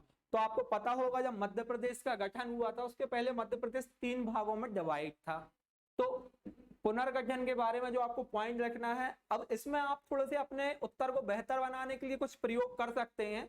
मुझे इसमें कम स्पेस लग रहा है, परंतु मेरी कुछ लोगों से बात हुई है, उनने बोला कि उनने इसमें मैप का प्रयोग किया है। तो मैं जैसा बोल रहा हूं कि आप अपने क्वेश्चन को कैसा बेहतर बना रहे हैं तो आपको नंबर उस आधार पे मिलेंगे। यदि आप चाहते तो यहाँ पे 2 छोटे छोटे मैप बना के इसको प्रस्तुत कर सकते थे। यहाँ पे आप बता दें कि 1956 के पहले मध्य प्रदेश ऐसा था और 1956 के बाद मध्य प्रदेश ऐसा था। तो आपको कहीं ना कहीं वो एक चेक करने वाले को एक वो पॉजिटिव इंप्रेशन जाता है कि इसने मैप में भी चीजों को लोकेट किया है। पर ध्यान रहे यदि आप कंटेंट को कम डिलीवर करके मैप बना रहे हैं तो फिर वो आपको नुकसान दे सकता है। मेन आप कंटेंट को अच्छे तरीके से प्रस्तुत करें। तो आप बताएं कि पार्ट ए में क्या परिवर्तन हुए थे। तो पार्ट ए के अंतर्गत जो तात्कालिक समय में जिले आते थे, 8 जिलों को मुंबई, तात्कालिक समय में मुंबई जो राज्य था उसको दे दिया गया था और संपूर्ण मध्य प्रदेश के जितने क्षेत्र थे उनको मध्य प्रदेश में शामिल कर लिया गया था। तो ये पार्ट ए में ये परिवर्तन हुए थे कि जो 8 जिले थे उनको काय में दे दिया था हमने, बॉम्बे में दे दिया था। पार्ट बी में क्या परिवर्तन किए थे हमने, तो पार्ट बी के अंतर्गत जो हमारे मंदसौर जिले की सुनील टप्पा था, मंदसौर जिले की सुनील टप्पा को हमने किसको दे दिया था, राजस्थान को। ठीक है, मंदसौर जिले की सुनील टप्पा को राजस्थान को दे दिया और कोटा जो था सिरोंज को विदिशा में शामिल कर लिया गया था। ठीक है, ये 2 संशोधन हमने किसमें किए, पार्ट बी में। इसके अलावा पार्ट सी को हमने as it is Madhya Pradesh में शामिल कर लिया। जो पार्ट बी में जो जो स्थान शामिल थे उनको शामिल करते हुए मध्य प्रदेश को गठन हो गया। आप तात्कालिक समय में बता दें कि मध्य प्रदेश में इतने जिले, इतने संभाग थे। उसके पश्चात आप, अब जगह तो कम रहेगी, फिर ये भी बता सकते हैं यहाँ पे कि सन 2000 में मध्य प्रदेश का पुनः विभाजन होता है, जिससे छत्तीसगढ़ के रूप में एक 26वां राज्य बनता है। ठीक है, और फिर वर्तमान में लिख दे कि वर्तमान में मध्य प्रदेश में 52 जिले हैं। तो ये आपने पुनर्गठन के 3 पॉइंट बता दिए, सन 2000 का आपने विभाजन बता दिया और वर्तमान में बता दिए। तो इस तरीके से आपने अपने उत्तर को पूर्ण कर लिया। ठीक है, अगले क्वेश्चन पे हम चलते हैं। अगले क्वेश्चन पे अब सिर्फ मैं आपको थोड़ी सी फॉर्मेटिंग बताऊंगा, क्योंकि देखिए आपने पढ़ा हुआ तो सब कुछ है, आपको यहाँ पे क्लास में ये बताने का महत्व नहीं है कि आप क्या क्या चीजें क्या क्या है। आप थोड़ी सी अपन फॉर्मेटिंग पे जल्दी जल्दी चर्चा करें कि आप यदि ये क्वेश्चन 5 मार्कर में आ रहा है तो हम किस तरीके से उसको डिलीवर करें। झंडा सत्याग्रह की जो हम बात करते हैं, झंडा सत्याग्रह भी आया हुआ क्वेश्चन है। ये 2018 में 15 नंबर में आया हुआ क्वेश्चन है, शायद चेक कर लीजिएगा आप लोग इसको। तो इसमें वही भूमिका लिखें आप किसी भी क्वेश्चन की सबसे पहले कि मध्य प्रदेश में स्वतंत्रता संग्राम आंदोलनों के दौरान अनेक विद्रोह देखे गए, उनमें से एक झंडा सत्याग्रह प्रमुख विद्रोह था। ये आपकी 2 लाइन की भूमिका बना देता है। फिर इसके बाद अपन पॉइंट देखते हैं कि इसका प्रारंभ कब होता है, तो 8 मार्च 1923 में इसका प्रारंभ होता है। इसका आप कारण बता दीजिए कि झंडा से रिलेटेड जो विवाद हुए थे जबलपुर के भवन में, वो बता दें। ठीक है। फिर इसके बाद आप घटनाक्रम में लिख दें। घटनाक्रम में पहले भारतीयों ने जो झंडा फहराया था उसको एक अंग्रेज अधिकारी ने गिरा दिया था, ठीक है। फिर अंग्रेजों के द्वारा क्या प्रतिक्रिया दी गई आप उसको बता दें, एक लाइन में, एक एक लाइन में ये बता दें। फिर यहाँ के प्रमुख नेतृत्व बता दें, नेताओं के नाम बताएं, ठीक है। फिर उसका परिणाम बताएं। ये पॉइंट आपका बहुत महत्वपूर्ण रहता है किसी भी इतिहास के क्वेश्चन में, कि उसका आगे के चरणों में या तात्कालिक राजनीतिक स्थिति में क्या महत्व रहा है। तो यदि आप देखेंगे झंडा सत्याग्रह का महत्व ये हो गया कि झंडे की मांग तीव्रता से बढ़ने लगी। सभी देशों में, सभी अन्य स्थानों में झंडा फहराने से रिलेटेड विवाद होने लगे, और भी जगहों पे मूवमेंट हुए, कई नेतृत्व इतना विशाल हो गया, इतना ज्यादा आंदोलन होने लगे कि राष्ट्रीय स्तर के अनेक नेता इस आंदोलन में शामिल होने के लिए जबलपुर आए हैं। तो इस तरीके से यदि ये 4-5 डायमेंशन को करके आप करते हैं तो आपका उत्तर या ये भी अच्छा लिख सकते हैं आप। अगला क्वेश्चन जो आता है ये आपके मध्य प्रदेश के कल्चर से क्वेश्चन आता है सीधा सीधा, कि मध्य प्रदेश के स्थानीय त्योहारों को बताइए, ठीक है। तो इसमें भी आप वही कर सकते हैं, पहले एक क्वेश्चन की भूमिका लिखें। भूमिका का तात्पर्य एक या 2 लाइन का आप इंट्रो दे दें। डायरेक्ट आप इस रूप में लिखना स्टार्ट करेंगे ना तो थोड़ा सा एक अच्छा नहीं लगता। अभी भी मतलब आप देखें कि आप ऐसे ही लिखे तो एग्जामिनर को थोड़ा सा मजा नहीं आएगा। तो भूमिका में आप लिखते हैं कि मध्य प्रदेश स्थानीय संस्कृति का एक प्रमुख क्षेत्र रहा है, यहाँ पे अनेक जनजातीय एवं क्षेत्रीय त्योहार मनाए जाते हैं। तो फिर उसके अलावा या तो आप इस तरीके से लिख सकते हैं अपने डायमेंशन बना के, मालवा के कौन कौन से त्योहार हैं, बुंदेलखंड के कौन कौन से हैं, और फिर एक आपकी हेडिंग कौन सी बन जाती है, जनजातीय। तो ये डायमेंशन है, सीधे सीधे त्योहारों के नाम लिख दें। इनके आपको डिटेल में लिखने की जरूरत नहीं है कि किस त्योहार में क्या कार्य होता है। इस टाइप का डायग्राम बना के अपने उत्तर को कंप्लीट कर सकते हैं।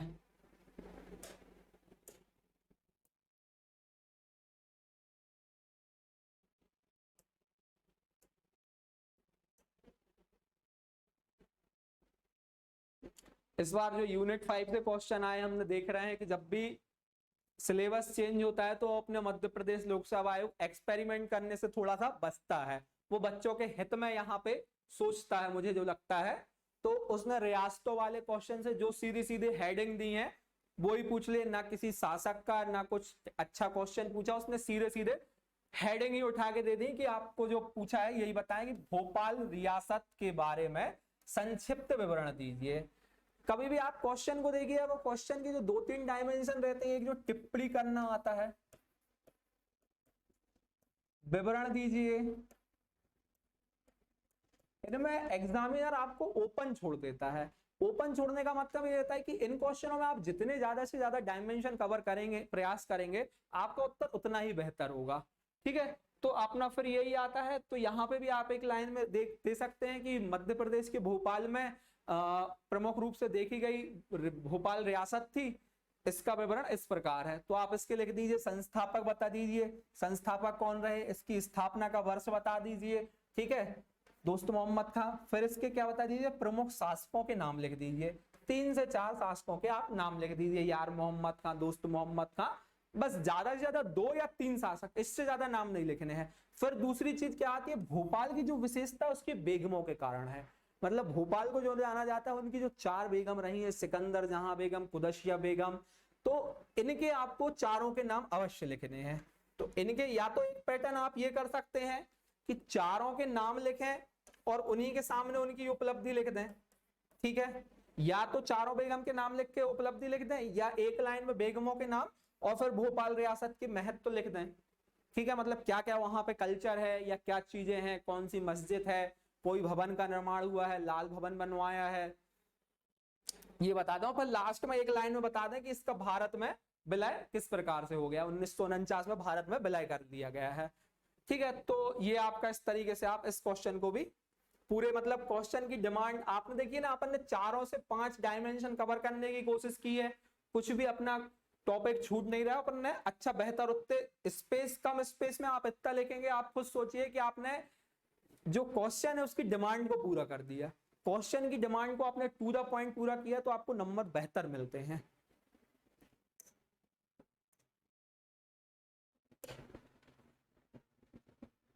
अगला क्वेश्चन जो आता है फिर आपका वही सीधा सीधा क्वेश्चन आया है, तो इनमें ज्यादा चर्चा की बात नहीं रहेगी, सीधे जिन पे हमने रियासतों पे बात कर रहे हैं वो ही रहेगा। आप बघेलखंड रियासत को बता दीजिए, ठीक है। इसके बाद इसके संस्थापक बता दीजिए, वर्ष बता दीजिए, इसकी राजधानी बताइए, 2 से 3 राजधानियां रही हैं अलग अलग शासकों के द्वारा, किसी के में रीवा रही है, गहुर रही है, तो इनको बताइए, ठीक है। इनका इतिहास यदि आप शुरू में लिखना चाहें कि इनको जो गुजरात से चालुक्यों से लिंक करके आप बता देंगे कि इनका इतिहास क्या रहा है।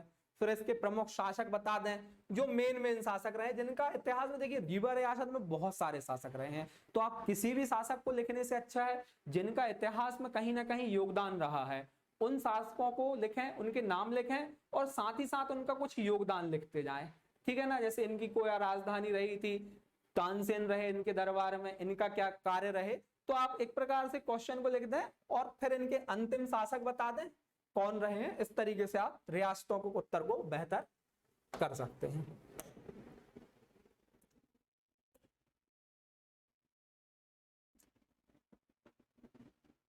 तो इस तरह से हमने देखा कि हमने 3 मार्कर क्वेश्चन में मैंने आपको बताया 3 मार्कर क्वेश्चन किस तरीके से आपको अटेम्प्ट करने चाहिए थे। जब हम लोग टेस्ट सीरीज में भी हम लोग जब हम लोग टेस्ट सीरीज में जो बात स्टूडेंट से करते थे, हम लोग का यही रहता था, उनको क्वेश्चन की समझ के आधार पे आपको आंसर लिखना है। ऐसा नहीं है कि आप, मैंने देखा मैं टेस्ट की कॉपियां जब देखते थे आप लोग क्योंकि, तो क्वेश्चन में कुछ पूछा है आप कुछ बता रहे हैं, तो वहां पे भी हम लोग नंबर नहीं देते। तो उसका सबसे बड़ा रीजन ये रहता है कि जैसा आप टेस्ट में लिखेंगे और वहां पे आपको टोका नहीं जाएगा, तो वही उत्तर आप अपने मेंस में लिख के आते हैं। तो इसलिए मुख्य रूप से ध्यान उन्हीं बिंदुओं पर दिया जाता है। अब हम बात कर रहे हैं 11 मार्कर क्वेश्चन की।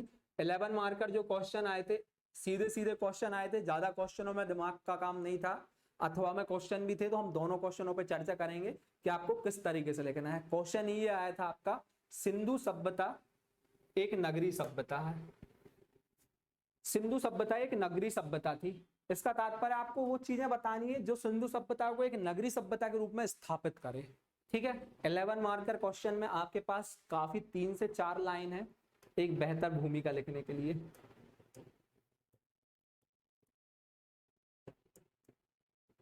बेहतर भूमिका लिखिए कि भारतीय इतिहास में देखी गई एक ऐसी सभ्यता जो अपने विभिन्न आयामों के कारण वर्तमान समय में भी अपने महत्वता को बनाए रखे हुए है, सिंधु सभ्यता के रूप में जाना जाता है। इसके जो प्रमुख आधार थे या जो इसके महत्व थी, वो इसके नगरीय सभ्यता के गुण थे, जिनको हम निम्न बिंदुओं के आधार पर समझ सकते हैं, ठीक है। ये आपने 3 से 4 लाइन का इंट्रो, आप अपना भी कुछ इंट्रो बना सकते हैं। आप कोशिश ये करिए इतिहास में खुद के इंट्रो बनाने की कोशिश कीजिए, कैसे उसको एक परिभाषित करें और उसको वर्तमान से लिंक करें।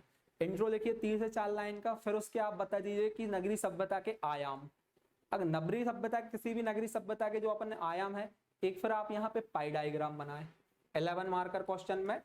देखिए 5 मार्कर क्वेश्चन में, 3 मार्कर क्वेश्चन में अब डायग्राम का रोल बिल्कुल नहीं बचा है, पर अभी भी आप 11 मार्कर में कम स्पेस का उपयोग करते हुए डायग्राम वगैरह से आप अपने उत्तर को बेहतर तरीके से दिखा सकते हैं। तो इस तरीके से आप अपना पाई डायग्राम बनाएं, आयाम बता दें, उसका नगर नियोजन बताएं, वहां की सड़कें, ठीक है, वहां की जल निकासी व्यवस्था, ठीक है, जल निकासी के बाद वहां के उद्योग बताएं, वहां का व्यापार वाणिज्य,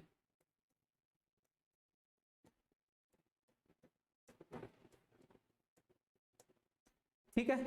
तो ये क्या है, 5 डायमेंशन है। इन 5 डायमेंशनों को आपको फैक्ट के साथ लिखेंगे, चीजों को बताएंगे, तो आपका उत्तर बेहतर हो जाएगा। आप नगरीय नियोजन में बता दें कि हड़प्पा के जो नगर थे उनको 2 भागों में, यहाँ पे आप चित्र का प्रयोग कर सकते हैं, ऐसे 2 भागों में बता दें।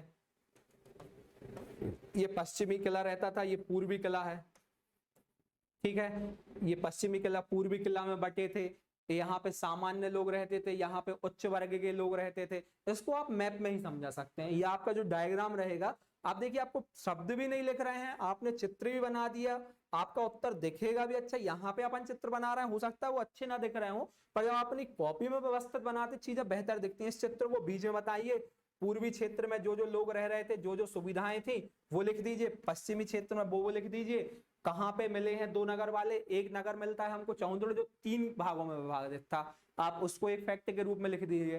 तो जो पीएससी की जो अपन मैक्सिमम सब लोग, आप लोग को भी ये जानकारी होगी कि बात अपन करते हैं कि फैक्ट डालने हैं, तो फैक्ट आपके ऐसे डालते हैं पीएससी के क्वेश्चन में। पिछले बार क्वेश्चन आया था एक हड़प्पा का, आप देख रहे हैं 3-4 साल से कि हड़प्पा का एक क्वेश्चन निश्चित आता है, 11 मार्कर में आ रहा है, पिछले बार 15 में आया था कि हड़प्पा की आर्थिक व्यवस्था को समझाइए, तो नगर नियोजन आप बता दीजिए। फिर उसके बाद आ जाइए आप हड़प्पा की सड़कें, इसको भी आप चित्र के माध्यम से ऐसे समझा सकते हैं। आप बता दीजिए हड़प्पा की सड़कें समतल थी, एक मुख्य सड़क थी, समांतर ऐसे रूप से अन्य सड़कें मिलती थी, जो छोटी छोटी सड़कें मिलती थी, इनकी चौड़ाई लिख दीजिए, लंबाई बता दीजिए, इनकी अलग चौड़ाई बता दीजिए, सड़कों जो घरों के द्वार थे वो सड़कों पे बाहर की ओर खुलते थे, इस तरीके से आप उसकी चीजों को बताइए। जल निकासी की व्यवस्था के लिए आप नालियां बताइए कि हड़प्पा के जो स्थान थी वो ग्रिड पद्धति पे आधारित थी। मैं इसको साफ कर दे रहा हूं क्योंकि स्पेस नहीं बच रहा है। अब अगला क्वेश्चन जो अपन बात कर रहे हैं जल निकासी की व्यवस्था पे बात कर रहे हैं, तो हड़प्पा में क्या था, सड़कों के किनारे नाली थी, व्यवस्था बताइए ग्रिड पद्धति पे आधारित थी। ठीक है, ग्रिड पद्धति पे आधारित थी, क्या व्यवस्था थी, उनको कच्ची ईंटों से बनाया जाता था जिससे सफाई की तो व्यवस्था बेहतर हो सके। तो हम देखते हैं कि वो उस समय पे कितने टेक्निकल रूप से सोचते थे, ये सब चीजें थे। तो ये आपने उसकी नाली की जल निकासी व्यवस्था बता दी। अब हम बात करते हैं कोई शहर कैसे, किस आधार पे अपन शहर बोलते हैं, कि वो वहां पे जब उद्योग होते हैं, ठीक है ना। तो हड़प्पा में कई उद्योग देखे गए छोटे छोटे, आप उद्योगों को बताइए कौन कौन से उद्योग वहां पे थे शामिल। फिर उसके बाद वहां का व्यापार वाणिज्य बताइए कि वहां पे नेशनल और इंटरनेशनल, आंतरिक और बाह्य व्यापार दोनों तरीके के व्यापार देखे गए थे। इनके आपको साक्ष्य देना पड़ेगा। आप बताइए कि मेसोपोटामिया से हमको कुछ मोहरें मिली हैं,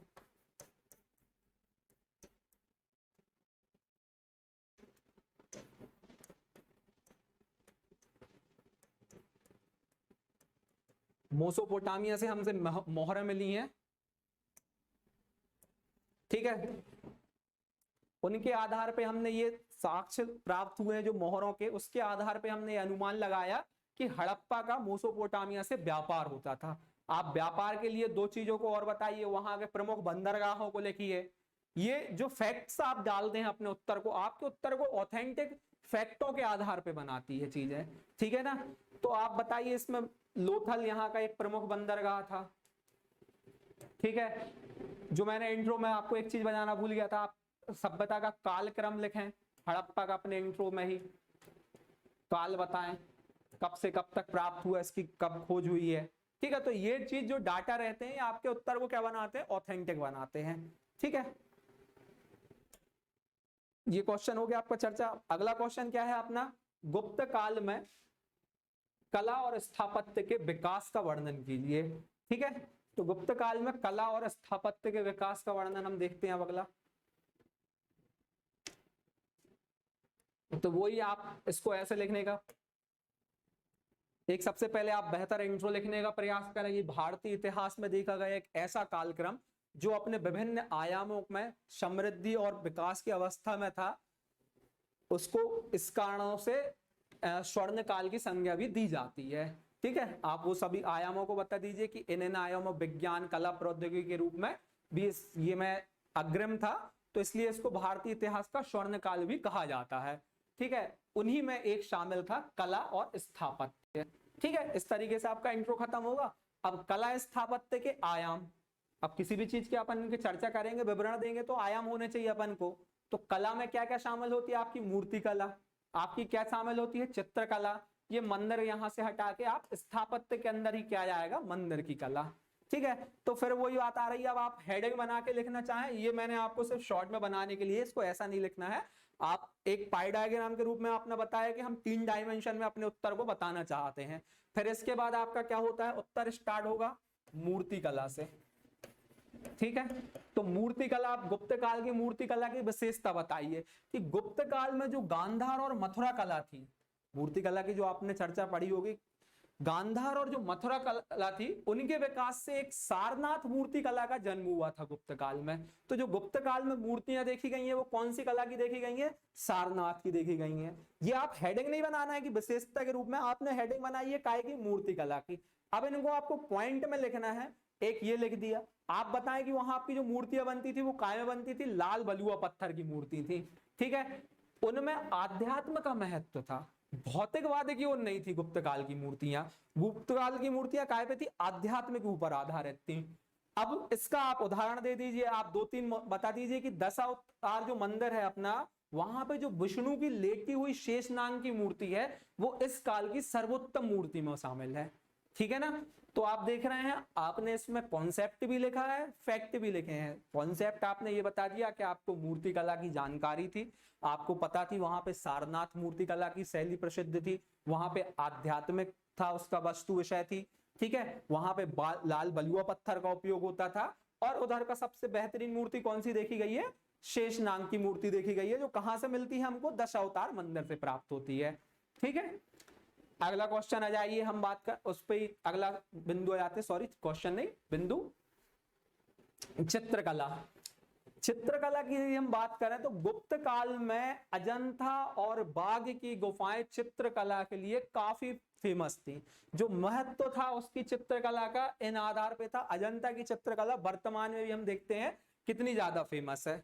ठीक है, तो आपको बताना। फिर इसके अलावा आपको बताएं, अजंता की चित्रकला में वहां पे जो 19 गुफाएं मिली हैं, उनमें से जो 16वीं 17वीं और 19वीं गुफा है उसका संबंध गुप्त काल से है। अजंता में टोटल आपको पता होगा 19 गुफाएं मिली हैं, ठीक है ना? परंतु वो 19 की 19 गुफाएं गुप्त काल से संबंधित नहीं है। तो यहां पे आपका ये तथ्य बताना आवश्यक हो जाता है कि 16वीं 17वीं और 19वीं जो गुफा है वो गुप्त काल से संबंधित है। इसके अलावा अब वो गुप्त कलाओं में जो मिली है चित्रकला में, उनमें एक मरणासन राजकुमारी का जो चित्र है वो सबसे ज्यादा फेमस है। और जो 17वीं गुफा है उसको क्या कहा जाता है? चित्रशाला कहा जाता है। चित्रशाला का तात्पर्य वो इतनी अपने आप में विशेष है कि उसको चित्रशाला की अवधारणा दी गई है। तो आपने बताया कि मरणासन राजकुमारी का चित्र प्रसिद्ध था, 17वीं को चित्रशाला कहा जाता था जो बुद्ध से संबंधित थी। ठीक है, अगला आप बताएंगे गुप्त काल की ही बाघ की गुफाएं। बाघ की गुफाएं जैसा कि हमको पता है ये मध्य प्रदेश के धार जिले में स्थित हैं। तो बाघ की गुफाएं मध्य प्रदेश के धार जिले में स्थित हैं, मनुष्य के लौकिक जीवन से संबंधित हैं। इस गुफाओं का विषय क्या है? मनुष्य का लौकिक जीवन है। ठीक है, तो आपने चित्रकलाओं के संबंध में बता दिया। अब जो आता है गुप्त काल की एक और सबसे महत्वपूर्ण चीज रहती है वो उसकी मंदिर कला है। गुप्त काल का जो महत्व है, जो समृद्धि है उसकी कला, और जो स्वर्ण काल का जो दर्जा है उसको इसी आधार के कारण दिया जाता है। तो हम मंदिर कला की, स्थापत्य में बात करते हैं मंदिर कला की, तो इसका जन्म हुआ है इसका गुप्त काल में। मंदिर कला का हम पढ़ते हैं इतिहास में कि मंदिर कला का बेसिकली जन्म ही गुप्त काल से माना जाता है। उसके पहले मंदिरों की किसी तरह की अवधारणा नहीं देखी जाती थी। इसकी शैली हमको क्या मिलती है? नागर शैली मिलती है। जो हमारे उत्तर भारत के मंदिर थे वो नागर शैली के थे। तो इसलिए जो गुप्त काल का जो साम्राज्य था वो उत्तर भारत में था। तो इसकी आप शैली लिखें। ये उन मंदिरों की क्या बता रही है? आपको विशेषता बता रही है। इनमें पत्थरों का प्रयोग किया जाता था, ठीक है ना? और कहीं कहीं हमको ऐसे मंदिर मिले हैं जहां पे ईंटों का भी प्रयोग हुआ है, कि ईंटों के मंदिर हैं। आप उदाहरण में लिख दीजिए, भीतरगांव मंदिर, दशावतार मंदिर, सतना का तिगवा मंदिर, नाचना कुठार मंदिर। ठीक है, आप इस तरीके से लिख सकते हैं। ये आपके उत्तर के डायमेंशन कवर कर लिए आपने। इसके अलावा फिर आप अपना निष्कर्ष लिखें। 11 मार्कर में निष्कर्ष की भी आवश्यकता बहुत ज्यादा है। 2 से 3 लाइन में आप निष्कर्ष लिखें कि निश्चित रूप से इन आयामों के आधार पर गुप्त काल को जो स्वर्ण काल की संज्ञा दी गई है वो उसके आयामों को पूर्ण करती है। तो इसलिए हम गुप्त काल को स्वर्ण काल की संज्ञा पे देख सकते हैं। तो इस तरीके से आपने एक बेहतर उत्तर लिखने का प्रयास हो जाता है।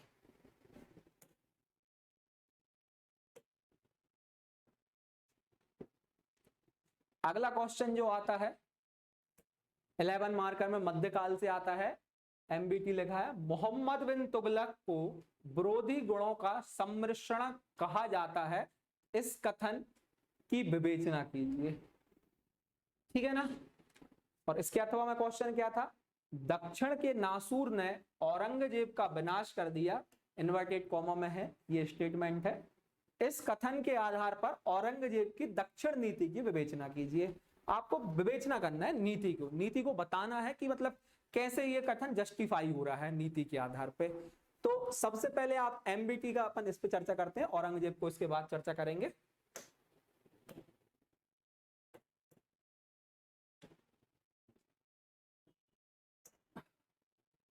आप मोहम्मद बिन तुगलक के बारे में एक इंट्रो लिखिए कि मध्यकाल में देखा गया एक ऐसा शासक जिसने अपनी कुछ नीतियों के आधार पर परिवर्तन करने का प्रयास किया, परंतु उनकी सही समय एवं बेहतर रूप से क्रियान्वयन न होने के कारण वो सभी नीतियां असफल रहीं।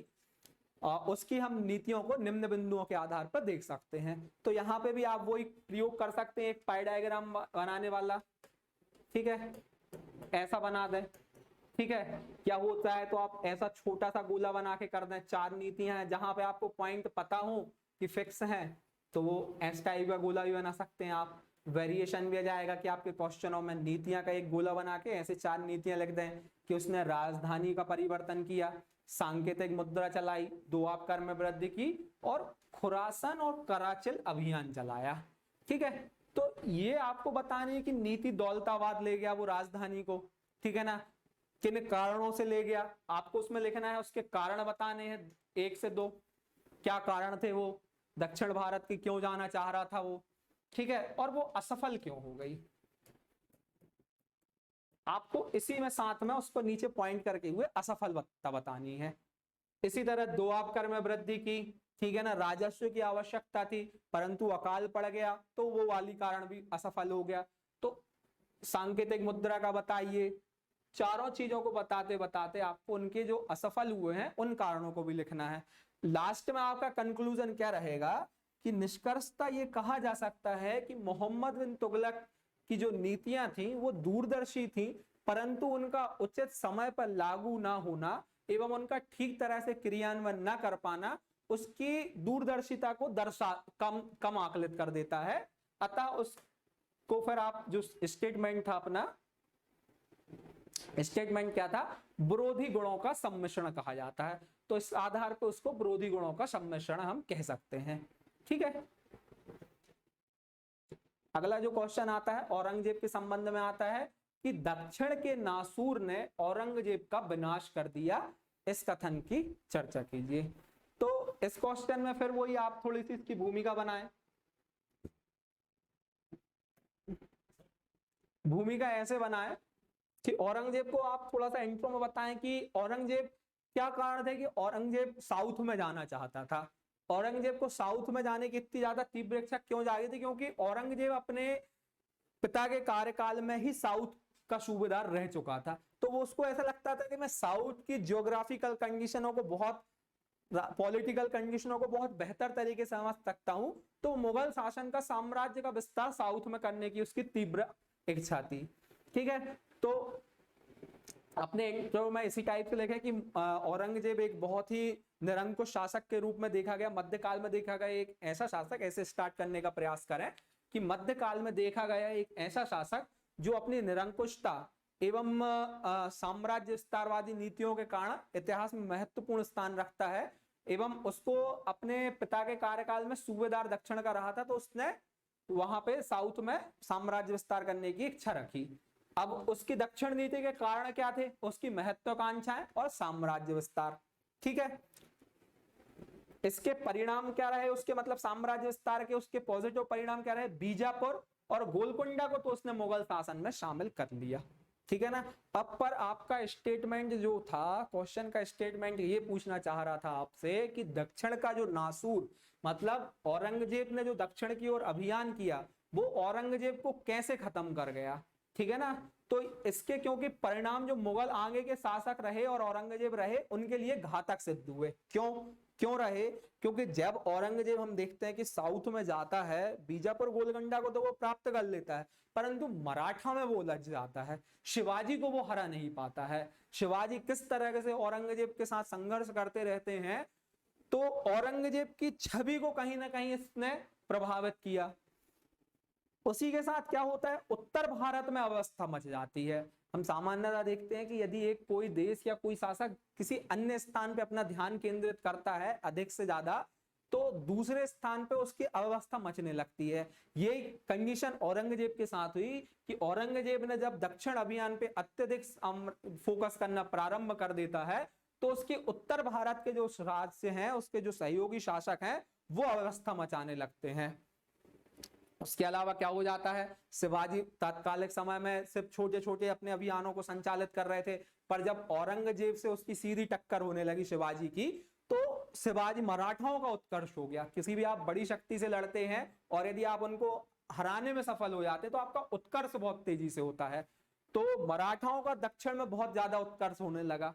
इसी के साथ क्या हुआ, वही मैंने आपको बताया कि मराठाओं के विरुद्ध अभियान की असफलता रही, तो क्या हुआ, प्रतिष्ठा को आघात लगा औरंगजेब की। अब औरंगजेब यहां पे जीत नहीं पा रहा था, तो उसकी सैनिक शक्ति का भी ह्रास होने लगा। कहीं ना कहीं आप लगातार किसी से युद्ध करते हैं, लड़ते रहते हैं, तो आपकी सैन्य शक्ति भी क्षीण होती है। ठीक है, सैन्य शक्ति क्षीण होती है आपकी। फिर आगे पॉइंट क्या आते हैं, इसके कारण क्या रहे, मुगल सेना में भी असंतोष व्याप्त हो गया। जब औरंगजेब उसके राज्यों से संघर्ष में उलझा रहा, लगातार वहां पे हारता रहा, तो उसकी जो शक्ति थी, सैन्यों में असंतोष विद्रोह होने लगता है। उसके परिणाम स्वरूप क्या होती है, उसको भयंकर आर्थिक हानि होती है। तो ये सब परिणाम उसके क्या होते हैं, इन कारणों के कारण से कहा जाता है कि दक्षिण के जो उसके अभियान थे, वो औरंगजेब के प्रतिष्ठा, सत्ता, सैन्य शक्ति सभी चीज को खत्म कर देती है। इसलिए जादूनाथ सरकार ने कहा है कि दक्षिण के नासूर ने औरंगजेब को समाप्त कर दिया। तो आपको यही करना है, इन पॉइंटों को एक एक दो दो लाइन में एक्सप्लेन करना है कि किस तरीके से उत्तर भारत में अवस्था मची, किस तरीके से मराठाओं का उदय हुआ। इनको आपको पॉइंट में दो दो लाइन में स्टेटमेंट करना है। फिर उसके बाद अपने कथन को जस्टिफाई करना है कि जादूनाथ सरकार के शब्दों में यह स्पष्ट होता है कि दक्षिण के नासूर ने औरंगजेब का नाश कर दिया। ठीक है, आप समझ रहे हैं आपने क्वेश्चन में क्या पूछना चाह रहा था, आपको ये पॉइंट बताने हैं कि इन पॉइंटों के आधार पे ये जो स्टेटमेंट है इसकी विवेचना हो जाती है।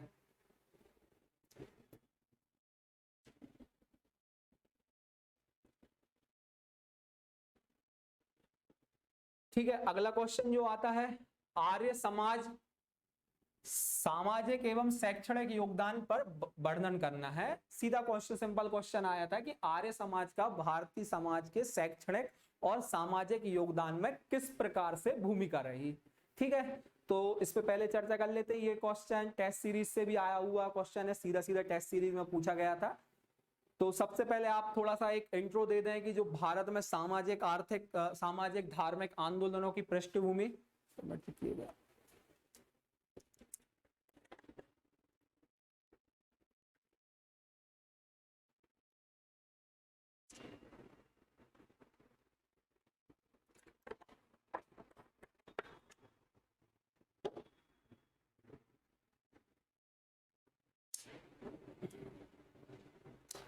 हाँ, कहाँ थे अपन, आर्य समाज के बारे में थोड़ा सा। एक आप भारत में जो स्वतंत्रता मूवमेंट चल रहे थे, नेशनल मूवमेंट चल रहे थे, उसी के दौरान पे भारतीय समाज में जो कुरीतियां व्याप्त थी, जो सामाजिक पिछड़ापन था, उसके लिए एक पृष्ठभूमि तैयार हो रही थी धार्मिक और सामाजिक आंदोलनों की।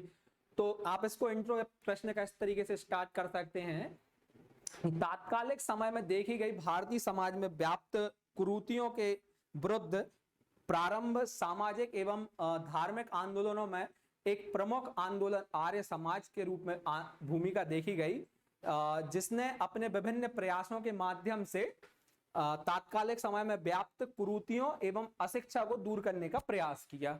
ठीक है, ये आपका हो जाता है एक इंट्रो या भूमिका बना सकते हैं आप इस तरह से, और इसमें संशोधन हो सकता है। अभी मेरे को जैसा याद आ रहा है मैं आपको वो लिखने का प्रयास बता रहा हूं। फिर इसके अलावा आप इसके फिर फैक्ट डालिए कि इसकी स्थापना किस वर्ष में होती है। इसकी स्थापना बताइए आप 1875 में। इसके संस्थापक कौन थे, दयानंद सरस्वती जी थे। ठीक है ना। फिर इसका उद्देश्य बता दीजिए। उद्देश्य वही 1 से 2 लाइन या 3 लाइन में भी आप उद्देश्य बता सकते हैं कि सामाजिक सुधार, समाज में व्याप्त कुरीतियों को समाप्त करना, वर्ण व्यवस्था का विरोध, इस तरीके से आप पॉइंट लिख दें। ठीक है, इसकी वो लिख दीजिए, उनकी बुक का वर्णन कर दीजिए। और फिर इसका योगदान बताइए। योगदान को आप 2 पॉइंट में बना लीजिए, सामाजिक और शैक्षणिक। ठीक है ना। सामाजिक में आप बता दीजिए महिलाओं के लिए क्या प्रयास किए, वर्ण व्यवस्था को दूर करने के लिए, जाति व्यवस्था के प्रति। तो शिक्षा में बता दीजिए उनने कोई सी संस्था चलाई, वेदों का महत्व को बताया। ठीक है, अंग्रेजी शिक्षा के लिए क्या उनके विचार थे दयानंद सरस्वती जी के। इस तरीके से आप अपने सब डायमेंशनों को कवर करते हुए पॉइंट अपने बेहतर लिख सकते हैं। ये क्वेश्चन भी आपका सिंपल था।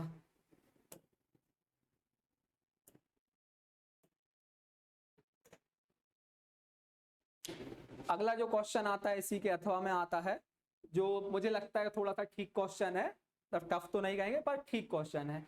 बाल गंगाधर तिलक का स्वतंत्रता में योगदान पूछा है। बाल गंगाधर तिलक का मतलब पहली बार मुझे लगता है बड़े क्वेश्चन के रूप में आया होगा और होम रूल वगैरह से पूछा जा चुका होगा, परंतु डायरेक्ट तिलक से इतने बड़ा क्वेश्चन पहली बार आया है। तो इसमें भी आप सीधे बता सकते हैं बाल गंगाधर तिलक का एक व्यक्तित्व का परिचय दे दें भूमिका में, कि भारतीय स्वतंत्रता आंदोलनों में देखा गया एक ऐसा व्यक्ति जिसने अपनी उग्र एवं तीव्र विचारों के माध्यम से राष्ट्रीय आंदोलनों को प्रभावित किया, बाल गंगाधर तिलक के रूप में जाने गए। इनके राष्ट्रीय योगदानों में जो योगदान रहे हैं उनको हम निम्न आयामों के तहत समझा जा सकता है। तो आयाम बता दें आप, क्या क्या आयाम है। फिर इसमें यही अच्छा क्वेश्चन वही रहता है उत्तर, इसमें आप थोड़ा सा डायग्राम का प्रयोग करते हुए बताएं, ठीक है ना। तो इनके एक बता दें कि इनके उपनाम क्या क्या थे, ठीक है ना। बाल गंगाधर तिलक एक ऐसे व्यक्ति थे जिनका उस समय के आंदोलनों में काफी योगदान रहा है, तो उनको अलग अलग नामों की संज्ञा दी जाती है। तो आप ये बता दें। दूसरा क्या बता दें, उनके उत्सवों के माध्यम से क्या भूमिका रही है उनके आंदोलन में। तीसरा क्या बता दें, पत्रकारिता के द्वारा क्या भूमिका रही है। चौथा क्या है आपका डायमेंशन, होम रूल आंदोलनों के द्वारा, ठीक है। तो तिलक को लोकमान्य तिलक भी कहा जाता था। इनको भारत का बेताज बादशाह, मतलब बिना ताज के बादशाह थे। इनकी तत्कालिक समय में इतनी महत्वता थी आंदोलनों में, सभी मूवमेंटों में, कि इनको भारत का बेताज बादशाह कहा जाता था, ठीक है। इनको लाल बाल पाल ग्रुप के भी ये सदस्य थे, जो लाला लाजपत राय, बाल गंगाधर तिलक और बिपिन चंद्र पाल, तो ये लाल पाल ग्रुप के भी सदस्य थे, जो गरम दल के लीडर भी इनको कहा जाता है। फिर इसके अलावा आप बता दीजिए, उत्सवों के माध्यम से इन्होंने गणेश उत्सव और शिवाजी उत्सव प्रारंभ किया महाराष्ट्र में। महाराष्ट्र में हम देखते हैं गणेश उत्सव की आज भी कितनी ज्यादा भूमिका रहती है। तो इसके माध्यम से इन्होंने क्या किया, वर्गों को जोड़ना चाहा।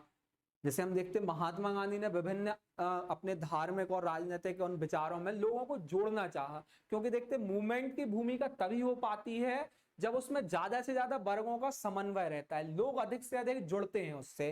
तो बाल गंगाधर तिलक ने क्या किया, गणेश उत्सव और शिवाजी उत्सव को मनाना प्रारंभ कर दिया। शिवाजी का महत्व तो महाराष्ट्र में काफी है, हम आज भी देखते हैं शिवाजी के नाम से ही महाराष्ट्र को जाना जाता है। तो गणेश उत्सव और शिवाजी उत्सव के माध्यम से लोगों को जोड़ा। अब पत्रकारिता का राजनीतिक समय में, तो उस समय नेशनल मूवमेंट में जितने भी विचारों का आदान प्रदान होता था वो पत्रकारिता के माध्यम से होता था। तो पत्रकारिता उनने कौन कौन सी चलाई, मराठा और केसरी, ठीक है ना। मराठा और केसरी के माध्यम से उन्होंने अपने विचारों का जनता के मध्य आदान प्रदान किया, ठीक है। उन्होंने एक बुक की रचना की जिसका नाम था गीता रहस्य। उन्होंने मांडले प्रवास के दौरान इस बुक को लिखा था।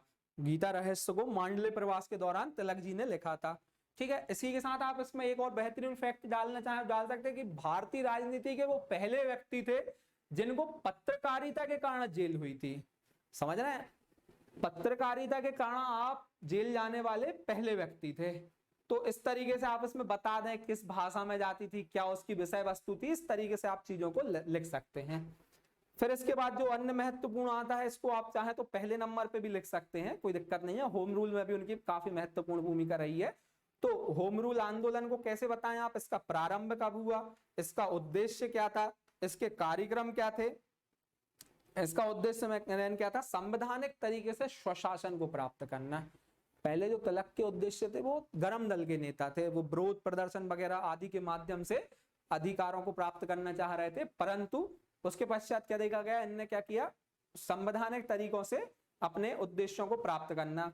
होम रूल आंदोलन दो लोगों ने चलाया, एनी बेसेंट का भी देखा जाता है और तिलक का भी देखा जाता है। तो इसके क्षेत्र भी बता दें, दोनों के क्षेत्र अलग अलग थे, दोनों के सचिव अलग अलग थे, तो इन सब चीजों का नाम लिख सकते हैं। और फिर लास्ट में लिख दें कि इनको भारतीय अशांति का जनक भी वैलेंटाइन सरोल ने कहा है।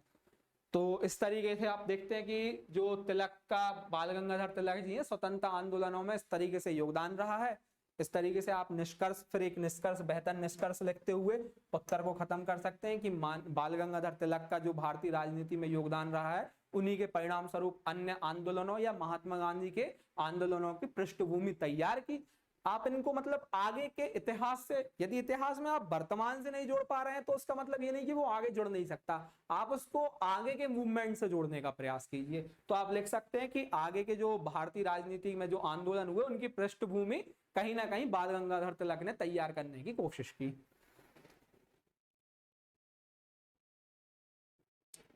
फिर अगला जो क्वेश्चन आता है, मध्य प्रदेश में स्वतंत्रता आंदोलनों का वर्णन कीजिए। सिंपल क्वेश्चन है, ज्यादा कुछ नहीं है। क्वेश्चन और बस कोशिश ये करना है, क्वेश्चन में ज्यादा से ज्यादा डायमेंशन को कवर करने का प्रयास होना चाहिए आप लोगों का।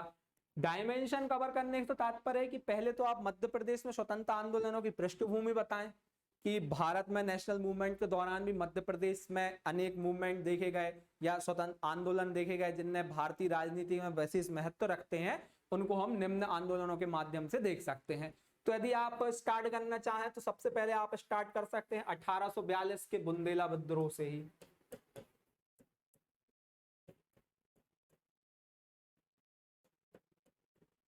ठीक है, इसमें भी वही चीज मैं बोलूंगा कि आप एक या तो इस टाइप का, जैसे आपके पास 5 से 6 आंदोलन मिल रहे हैं और ज्यादा हो इधर पे ना हो तो आप वो भी शामिल कर सकते हैं।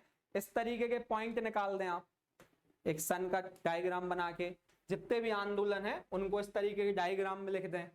ठीक है, इंट्रो लिखने के बाद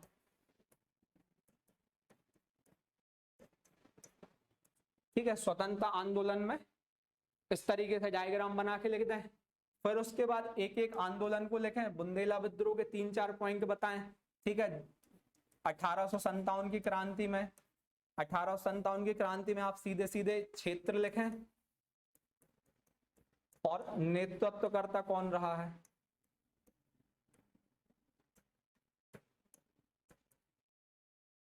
ठीक है, तो 1857 की क्रांति में बता दें आप 2 से 3, मतलब ज्यादा से ज्यादा आप लिखना है 1, 2 और 3 बताएं, क्योंकि आपके पास स्पेस कम है और आप पॉइंट ज्यादा लिखना है आपको।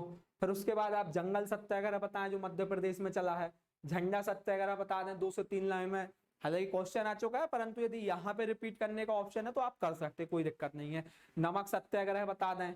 ठीक है, चरण पादुका जो हुआ है, पंजाब मेल का कांड हुआ है खरगोन में, चरण पादुका अपने छतरपुर में हुआ जिसको मध्य प्रदेश का जलियांवाला बाग कहा जाता है। 1947 का रीवा का चौहान आंदोलन बता दें, फरवरी में हुआ है। तो इनको आप एक एक 2-2 लाइन में मतलब बताना है आपको, क्यों हुआ है, कारण क्या था उसका, ठीक है, क्या उसका परिणाम या महत्व रहा, और उसका वर्ष बताना है। ठीक है, इन 3-4 चीजों को कवर करते हुए आपको मध्य प्रदेश में सीधे सीधे इन पॉइंटों को लिखना है।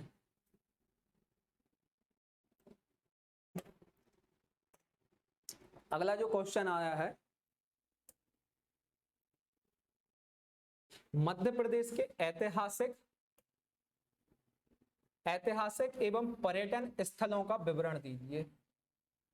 तो इसमें जो क्वेश्चन में पूछना चाह रहा है ऐतिहासिक एवं पर्यटन स्थल, तो या तो आप सिर्फ ऐतिहासिक पर्यटन स्थल भी बता सकते हैं, परंतु उसने पर्यटन स्थल अलग से भी लिखा है एवं लगा के, तो आप 2 से 3 अन्य प्राकृतिक भी लिख दें, ठीक है ना, धार्मिक भी लिख दें, इस तरीके क्वेश्चन लिख दें। ये टेस्ट सीरीज से आया हुआ सीधा क्वेश्चन है, इसको मैं आपको सीधे उसी के मॉडल से बता दे रहा हूं।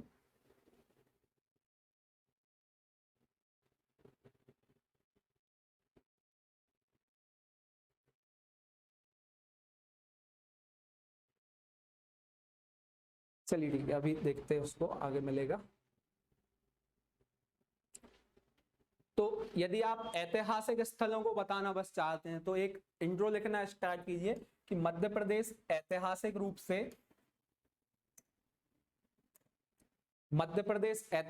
से एक समृद्धशाली राज्य रहा है। यहाँ पे अनेक ऐतिहासिक एवं अन्य पर्यटन स्थल देखे गए हैं जो इन्हें निम्न आयामों के माध्यम से हम देख सकते हैं। तो फिर वो ये पाई डायग्राम बना दीजिए ऐतिहासिक का। इनमें क्या रहता है, पुरातात्विक स्थल बताएं,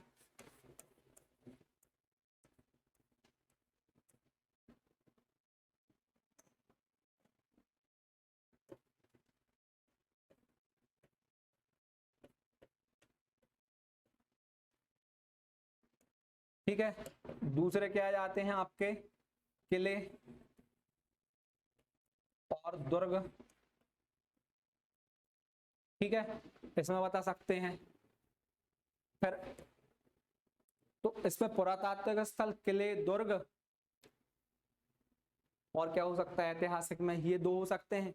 इन्हीं के आप स्थलों के नाम और उनका क्षेत्र में मिले हैं क्या महत्व है वो बता दें, कौन कौन से किले हैं, कौन कौन से दुर्ग हैं वो बता दें। इसके साथ हाँ, और ऐतिहासिक में आप गुफाएं बताएं, ठीक है, गुफाओं के अलावा आप शिलालेख बता सकते हैं, शिलालेख वाले, शिलालेख जहां से मिले हैं, ठीक है। इन 4 डायमेंशन आपके ऐतिहासिक के हो गए। और क्योंकि उसने अलग से पर्यटन स्थल भी लिखा है एवं पर्यटन स्थल, तो आप 2 से 3 पॉइंट अन्य के भी लिख दें। आप यहाँ पे लिख दें प्राकृतिक,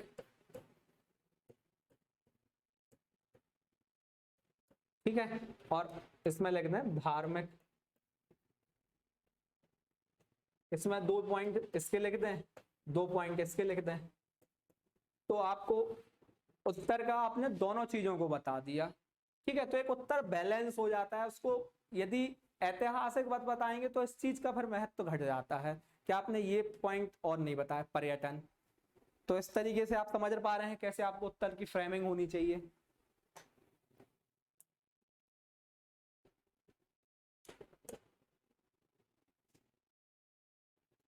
ठीक है, अगला क्वेश्चन और जो हमारा आखिरी क्वेश्चन आता है वही मैंने आपसे पहले ही बताया था। 5 मार्कर में भी आयोग ने आपको सीधे सीधे सिर्फ रियासतों के नाम देके पूछ लिया है। इसी तरीके से आयोग ने यहाँ पे भी किया है कि आपको सिर्फ रियासतों के नाम दे दिए हैं और उनका विवरण पूछ लिया है। एक दिया है आपको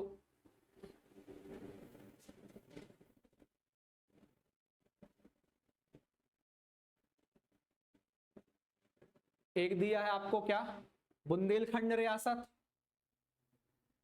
और दूसरा दिया है होलकर रियासत।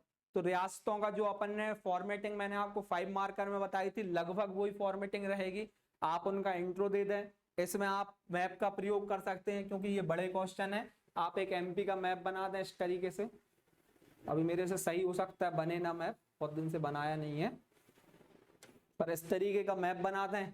उसके संस्थापक बताएं, उनका क्षेत्र मैप में लोकेट कर दें, राजधानियां बताएं कौन से शासकों ने रही हैं, प्रमुख शासक, ठीक है, और योगदान। अब 11 मार्कर में आपके पास जैसे बुंदेलखंड है, तो बुंदेलखंड में जो जो रियासत हुई हैं, बुंदेलखंड में आप क्लासिफिकेशन भी कर सकते हैं। आगे जो 76 साल के बाद अन्य रियासतों में बढ़ जाती है उसको इस तरीके से बता दें आगे चल के।